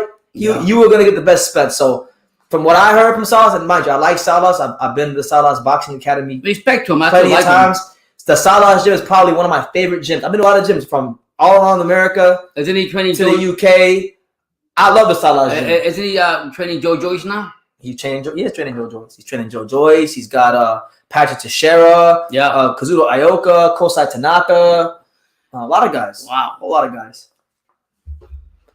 But yeah, if he was hoping and praying that Spence was gonna come in there and not be his best self, no, you're crazy. This is Spence. You're crazy. About, Boxing Gem says he said, if Salas relied on film from that Danny Garcia fight, he shouldn't have had Ugas to fall to that flat-footed high guard. That was disappointing. Shit, I called out 3 months ago. Wow. Yeah, Ugas. There was no adjustments. There was no adjustments. Mm-hmm. You mentioned the flat-footed high guard. We didn't really see any deviation from that. And we know that Ugas, although he stopped some decent fighters, like he's still the only guy to stop Ray Robinson, but he's not a power puncher like that. Mm-hmm. So you're gonna have to show some different looks to kind of keep Spence off of his toes, and even try to lower the output of that volume jab. And we didn't see any of that from Ugas. So it wasn't Salas' best night at the office. And not every trainer wins fights, but I really think maybe Ugas didn't have it within him to make the adjustments, but I also think he didn't give Ugas the best chance either to win. Yeah. Now Jairo said, "Thank you, Boxing Gem." Ugas had Tevin Farmer syndrome. He just doesn't throw enough. Yeah, if you guys don't know, on this channel we call it when a fighter doesn't throw enough punches, we call it the Tevin Farmer syndrome. Because Tevin Farmer, he's always doing the crazy defense. But he got a fight coming out with Mickey Bay. That's the fight. Yeah, Mickey Bay. I know people say, what the fuck is the point of this fight? But you know what? I love that fight. I love Mickey Bay wanted for a long time. I've been wanting this fight, and I don't know when. He's like, you know how he talks. Yeah. He's like, yeah, I'm laughing because it's easy. Yeah, I'm laughing because I know it's easy. Yeah, I like it. I love Mickey Bay. Yeah. But Salas didn't give Ugas the best chance to win on that night. But I'm not going to be extreme like Jairo and say that Salas is a shit trainer. Yeah, because that's just stupid. That's dumb. But yeah, man. Let me see. Shout out to everyone who's still here. Thank you. 52 people still here after 2 hours and some change. Yeah. I appreciate you guys. If there's any other questions, let me know. Pops, let me ask you this, because when I was in Vegas, you came here one day, and I think it was that live. It might have been that live when we had Boxing Gems and Box Talk 101 and Jairo and Shakur. You were going off about Bivol. There was one day where you just went ahead and started watching a bunch of Bivol fights, and you were going off about what he's gonna do. I just came out. Do you still have that same energy? Do you really think Bivol is going to beat Canelo? Because you were like, I'll be honest with you. In the real world, I know where you're going. In the real world, I know you're going.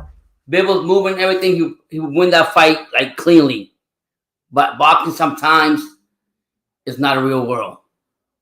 There's always, like Darth Vader said, I'm on the dark side. Well, I forgot who it was. So just take it from there. I was watching the video. I'll tell you what, that's gonna be for me. It's gonna be a better, exciting fight than watching Gigi and Canelo.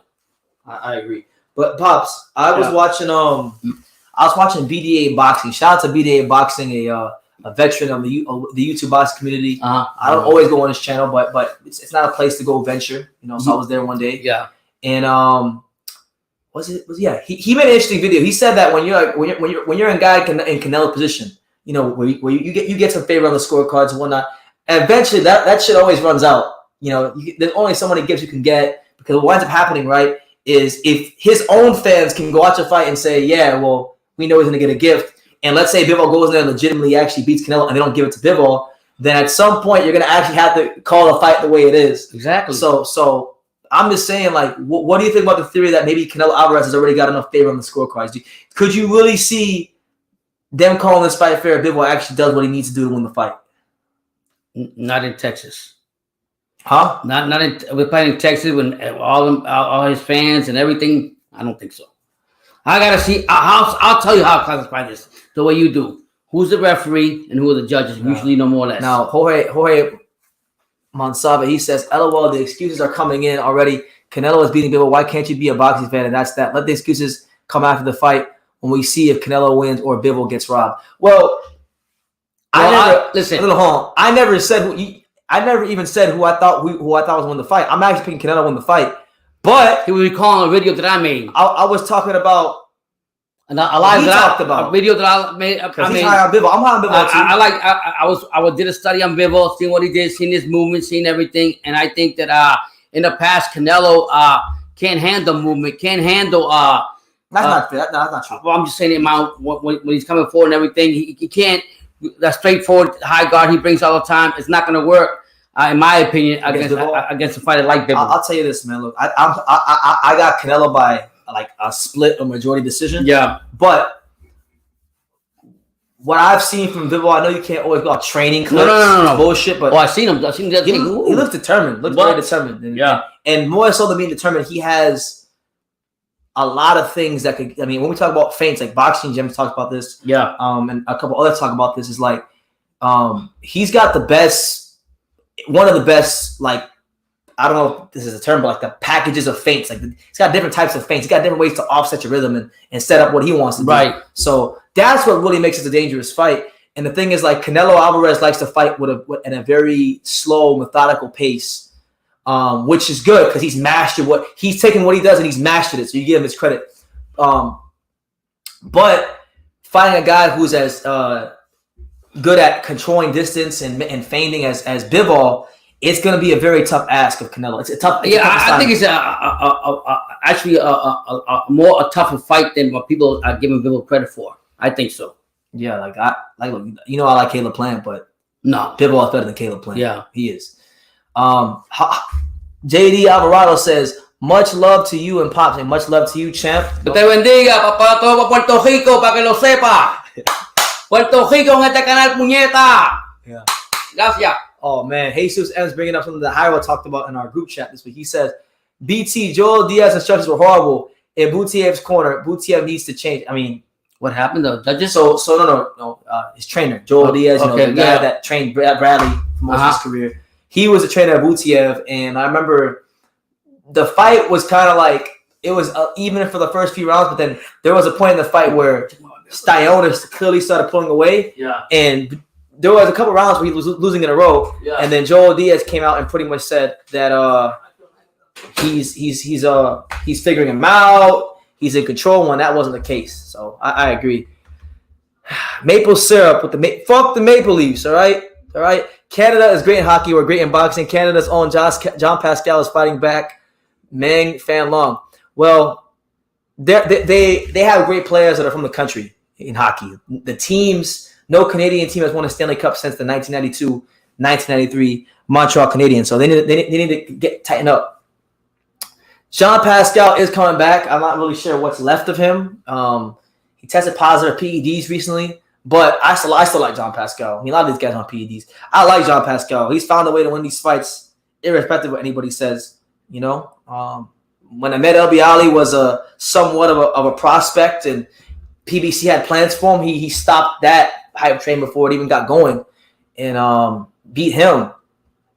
So I'm looking forward to seeing John Pascal fight. I'm looking forward to going to see John Pascal fight because that'll be not in South Florida, but that'll be in pretty much Tampa. So looking very, very forward to that day, to that momentous occasion where John Pascal is back. You know, let me see. Any other questions? Drop your questions, comments down below. We'll go for like 15 more minutes, and then we'll call it a day after that. But 15 more minutes, why not? If you got any questions, comments, thoughts, concerns, you know, let us know in the comments, super chat, you know, all that stuff. Mm-hmm. Who else you got there? Anybody see anything else? Well, this Hyro says that Canada is great in hockey and in boxing because they got John Pascal. Hyro didn't clown. Just a clown. Just a straight clown. Straight clown. You probably laughing his butt out right now. We're talking right now. Mm-hmm. What else? Let me see. What we're talking about. So is that Estrada fight done then? It's done now? Yeah, there's no date, but the purse been done. Okay. But you know, hey, MTK Global is no more. So that means they probably could create another one. Everyone's resigning from MTK Global. Like one of the main managers is like he resigned today after 6.5 years. Yeah, I think they're just afraid with the whole thing. I don't blame them. Everyone's afraid. Man, Fury was afraid. Every time they asked him about Daniel Kinahan, man, he looked. I never seen him so stressed out in my life. No, he don't want to get involved with all that. Think about it. Who would want that? You know? Yeah.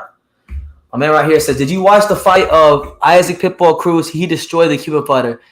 Listen, man. All respect to the Warrior Gamboa. He was once a great fighter. You know, pound for pound guy, world champion. fought Terence Crawford in his prime and gave him all he could handle. Really, just an amazing fighter. Yeah. But he's been washed up for like 5 years at least, ever since he lost to Robert Castellanos. PBC should be ashamed of themselves for sanctioning. Well, the Texas Commission and PBC should both be ashamed. I would say one thing that BT really told me, Gamboa was great what he did. He represented the Cuban people right, but it's time for him just to hang it up. I don't think they should put him into fights like a piece of meat against like people like Ryo got. Ryo won this weekend. Ryo versus Francisco Vargas. I'm saying they put him against Ryo against this guy, they'll eat him up alive. I heard that they're actually gonna make Ryo versus Gamboa next. I think you should collect his paycheck, stay here in Miami. He's a preacher too.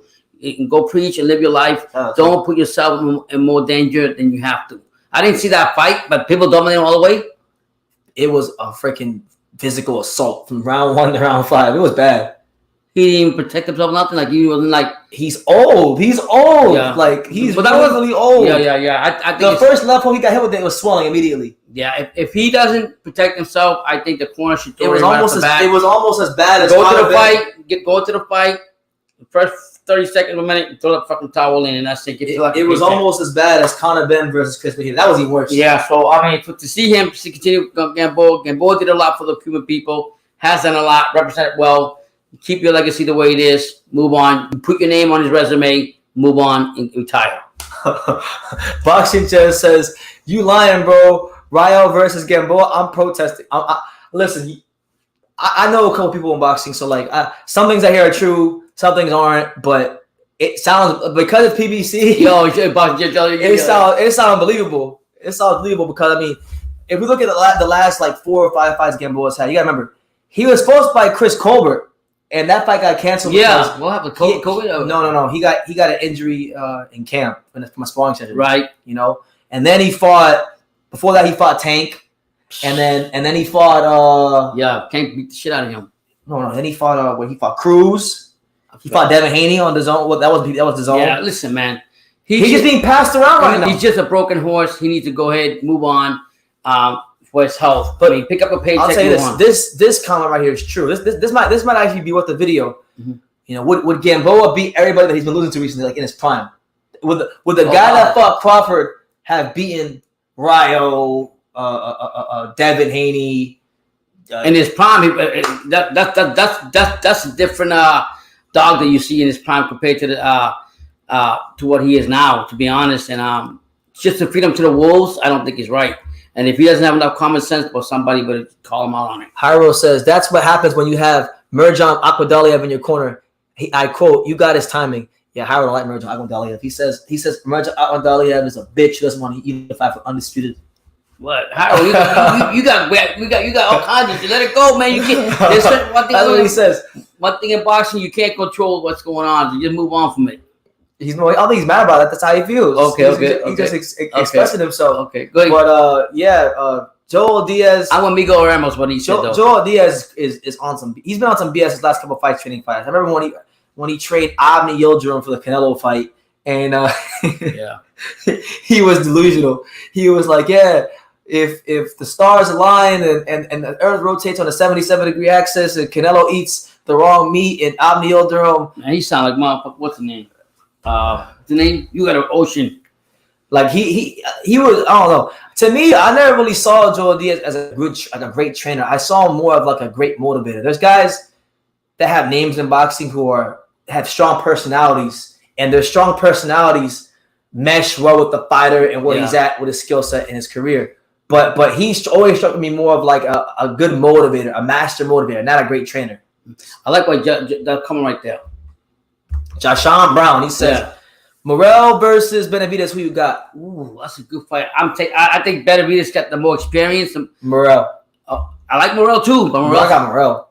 You out of your fucking mind. How am I out of my mind? But Benavidez, I like Morrell. I'm riding with Morrell, but not against Benavidez. Benavidez got experience. Has been around longer. Has been an ex-champion. Morrell's hungry, a Cuban hungry boxer. He's very talented. I do like him. I'm not saying I don't like him in the weight class. I just don't think he will beat Benavidez. All right, you gonna see they were fighting. Mm-hmm. That's my take. I seriously doubt that fight will ever happen. They're both in the same stable. Both same stable, same weight class. I just same management. Yeah.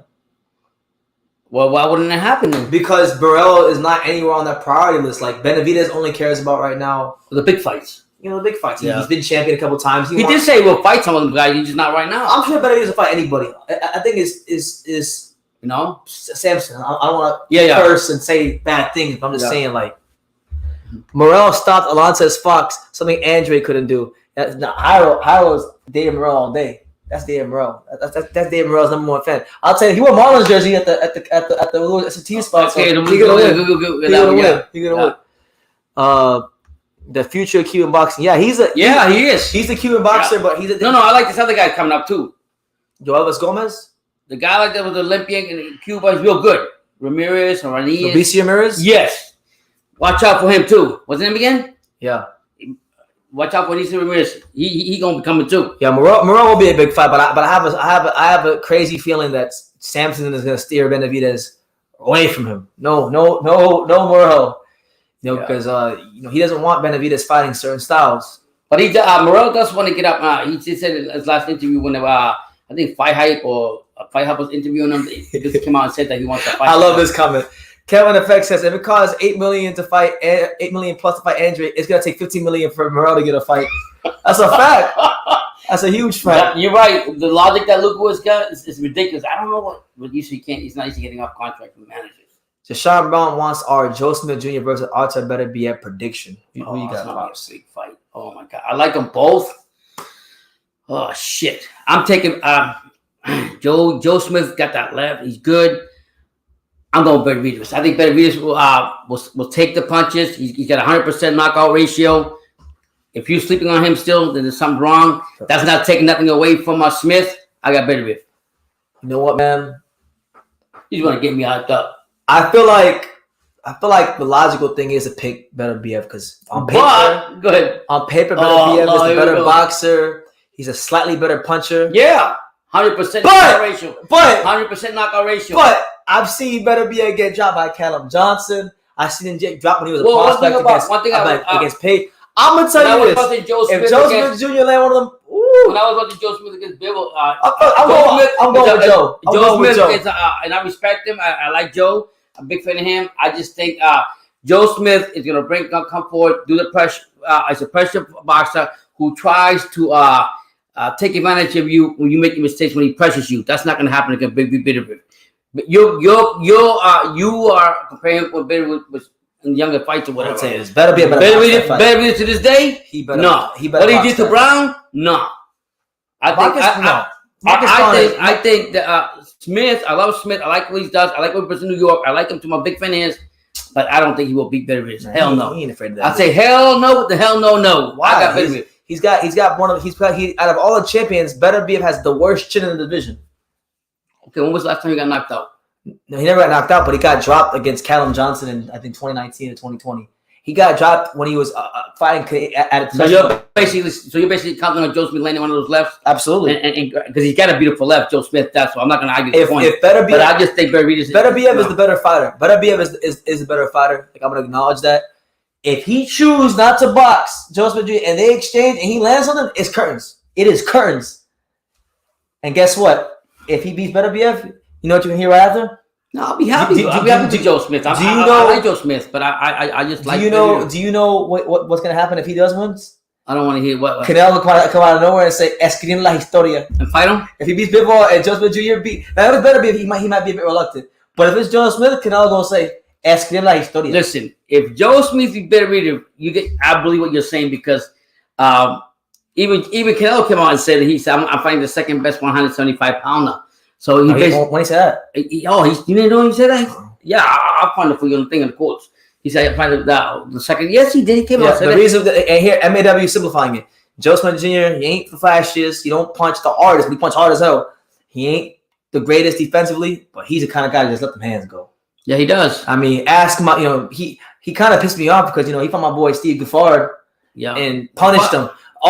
Skill-wise, Steve Gaffard is a more skilled fighter than Joe Smith. But you know what? He froze. Skill-wise, Steve Gaffard is a more skilled fighter than Joe Smith. But Joe Smith Jr. just lets them fucking hands go. He wins fights, a lot of these fights just off activity. Yeah, and he froze on that. But I mean, I like both fighters. I just think Beterbiev is time. He's old too. How old is he now? He's old now too. got like 35, 36. Jeez. But I mean, that guy's rock solid. He pissed away a lot of his career because Al Heyman wouldn't get in no fights. So this is probably when you go sign out with the PBC. Sometimes you don't get fights. But I mean, to be fair, all promoters do the same shit to some fighters. So I'm not gonna say that. But it's gonna be a great fight. I got beat of it.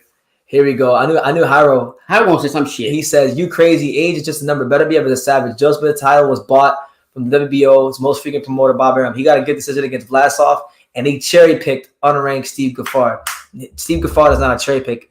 Joe Smith Jr. is just that good. Vlasov fight could have went either way.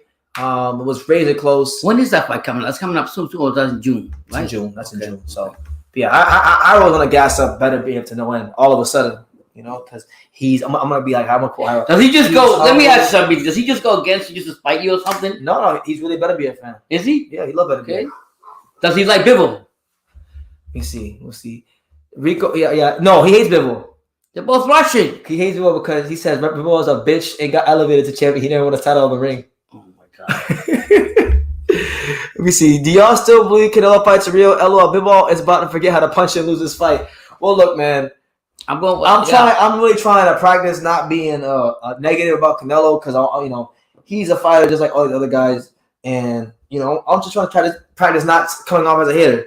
But if you want my honest, unfiltered opinion, I'll be thinking these shits be rigged, bro. Most of them, because Bivol might go out there and he might put his right hand in his pocket.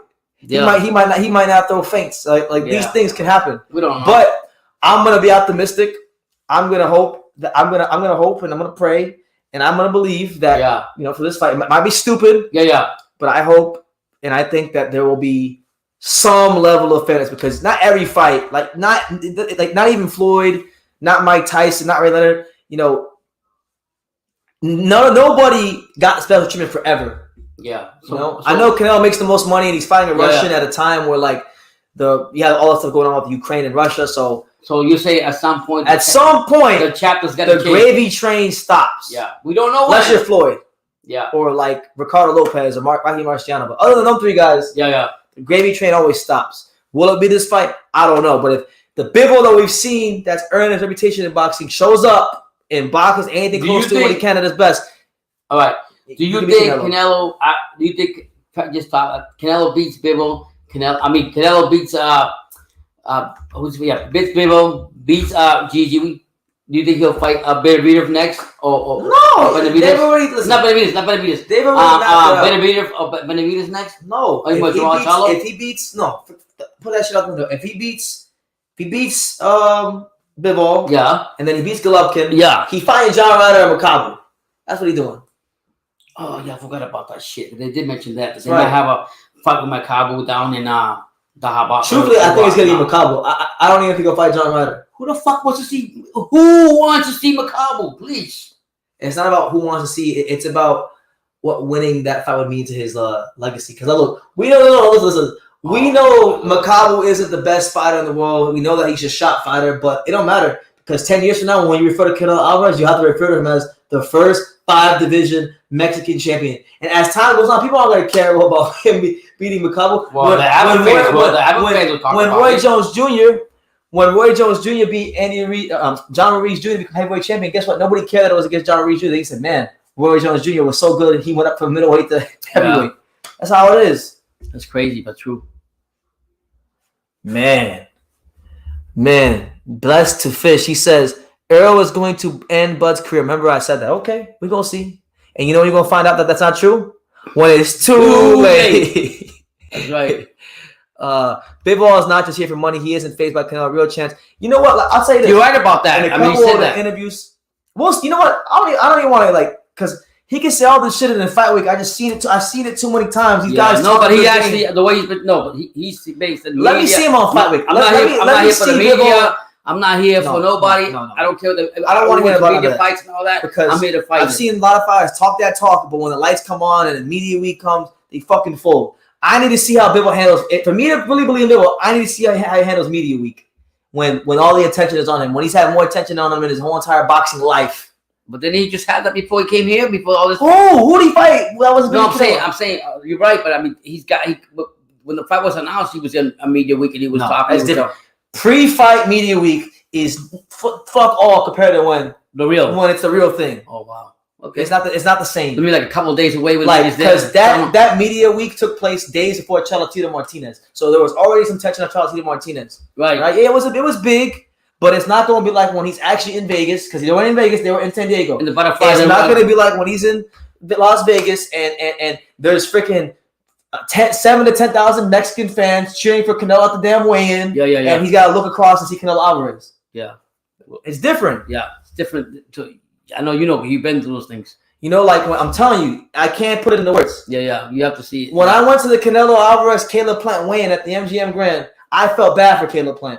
Because, oh shit, there was 5 people there. Out of the 5 people who went for Caleb Plant. Who won Caleb Plant? Oh, yeah, 5 people. 950,000 going for Canelo. It's all good. LVM says those big are going to get the big Bivol, the crowd cheering. Yeah, anytime Canelo throws a hard, if Canelo throws a hard punch and it just makes a loud sound effect and Bivol block it, the crowd going to go crazy. And think it will be. And the judge will be like, man, Canelo out here landing all his punches. He could throw 10 punches. Do you even know who the judges or the referees going to be for that fight? You usually know, you can tell. No. That's what I'm saying. Look, I like Rolly. Rolly's a friend of the program. I hope he can somehow pull it off or at least give a good fight. But look at Rolly. Talks all that shit, talk all that shit on Instagram. And yeah, he can still talk some shit here and there when Gervonta's in front of him, but it ain't. BT's telling me this all the time. He says, when I have the chance to take you to Vegas for a big fight, you're fully gonna understand. Yeah, because he's always told me it's always all these fighters at the top. People when they're 900 weeks away or whatever the case may be. But when it's the actual fight week and the lights are there, you'll see different fighters. You see them differently. It's a lot different. So but I will say this about his demeanor. He's more. But he seems a lot more calm. Yeah. So we're gonna see. Yeah. I'm trying to tell you. But I always says we won't see nothing. And let's be fair. Canelo's been under the lights forever, so he's used to it. Listen. I'm gonna tell you how serious this is. He could literally go through the whole fight week and handle it perfectly. But then when he walks out first on the ring walk. And he's standing in that ring, and Canelo comes and hear all that Mexican shit, and you hear the whole crowd saying, Canelo, Canelo. I'm telling you, when I went to, I'm going to tell you guys this is an honest confession. Mm-hmm. I went to Canelo versus Billy Joe Saunders, okay? There was 73,000 people in there, and probably about 72,290 of there were going for Canelo. Yeah. All right? Billy Joe maybe had 10 fans there. The level of energy and anxiety that I got from just being there, when Canelo walks to the ring, I wanted to shit myself. Do you think? So I couldn't imagine Billy Joe was going through. Can we compare this with the way people love Ryan Garcia? With 10 times bigger than that. This is crazy. Ryan Garcia is popular too. Even the bus, let's say you're a fighter, right? You're staying at the hotel. Let's say the opposing fighter. The bus driver. If you fight Canelo, the bus driver when he comes to pick you up is gonna have a Canelo hat on when he's driving you to the arena. I'm serious. No, I'm serious. When I'll never forget this shit. I was at the hotel. Yeah. I was at the hotel when Billy Joe Saunders walked out the hotel. Yeah. And there was about 500 to 1,000 Mexicans just outside the hotel. Oh my god. Before the weigh-in started. And the bus driver had a hat on? Bus driver had a hat on. That's crazy. The bus driver, okay? It's a lot. When you fight Canelo Alvarez, you're not just fighting Canelo Alvarez. I think. To be fair, I think it's gonna be the best Bivol coming out. I think Bivol's gonna be motivated with what's going on in Russia and the war. I think he's gonna fight for his people, fight for the peace and whatever. I think all this thing boils down to and he's probably the best opportunity he's ever gonna get to fight Canelo to get that. I mean, when was the last time? And I'm talking back in the day. When was the last time has Canelo walked into a crowd? Where the crowd was not on the side? Well, right, was on the side. It's been many years. When he fought Chavez Jr. Chavez Jr. Are you serious? Yeah, because Chavez Jr. Oh, are you serious? There's a big segment of Mexican fans that love Julio Chavez Sr. So when he bigger than Canelo. So when he fought Canelo, they were like, "Man, fuck this guy. We go about with Chavez Sr." Are you serious? Yeah, I didn't go to that fight, but right. I know a lot of people that went to that fight. Wow. And they were like, "Yeah, Chavez Jr. had more fans than Canelo at the fight." So since then, you say Canelo's used to all the lights and all that. Listen, I'll say this: I can only speak the Canelo fights that I've been around and been to. When I went to the Saunders fight, I legitimately felt bad for Billy Joe. Oh my god! Yeah. Because the British had the UK had a travel ban, so there were virtually almost no UK fans at this fight. Yeah, maybe 5 or 10 that I saw the whole night. Right. I walked around the whole stadium in Texas, and it's big. Right. So I had to really walk around and find these people. Right.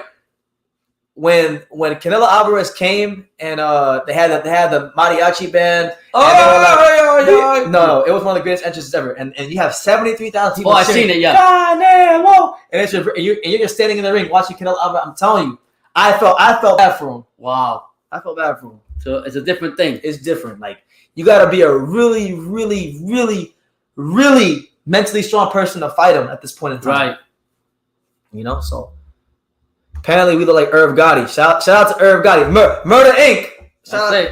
Well, he was a record producer back in the day. Jesus. Murder Inc. You know Ja Rule. Yeah. Like he used to produce with Ja Rule and things like that. Jashawn Brown asks, "Who are your favorite prospects?" I like what's his name from down here. You already know who. You know what I'm talking about? Xander. Damn right. Damn right. That's my boy right there. Xander's eyes, baby. Think so? Yep. I'm riding with him all the way. My top prospect out of everybody is Latif Overton from Philadelphia, the light heavyweight, the southpaw. I like him. That's the guy right there. You don't know who he is. He's got like maybe 7 fights. Check him on Instagram. He's always going live. That's the guy right there that I think. We just so long as he stays focused. When you look at him, you look at the next light heavyweight champion. Yeah. I mean, he's like 6 foot, big. 3 or 4. Yeah. Really athletic. His punch hard with both hands. I don't want to say he's an elite body punch yet because he hasn't had enough fights for me to make that judgment. But he's a very good body puncher for his size. You don't really normally see guys who are 6'4" dipping down there and ripping crazy hooks the way he can. So he's a guy that I think has a high ceiling. He fought a guy like in his second pro fight, he fought a guy who had like 33 fights and stopped him at 2 rounds. Yeah. You don't really see a lot of guys fighting dudes at 33 and fights. And he goes live all the time. I just don't go back on him, but he goes live. I mean, shout out to Philadelphia and him.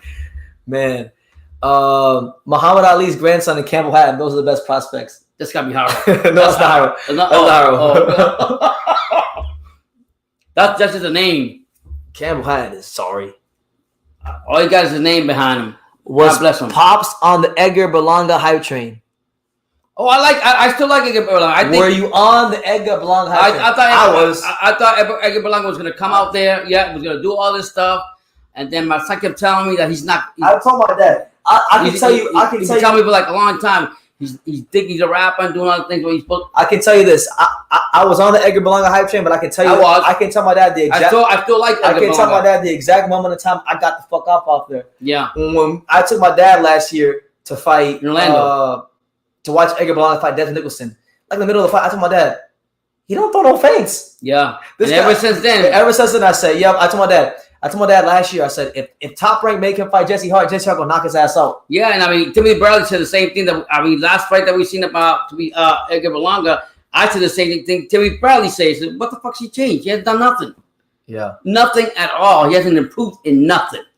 So he's got to look deep down himself, and he's still got a chance to be something, but he's got to get off, like my son says, the rapping thing, the beautiful women, or whatever shit. Just focus on boxing. Yeah.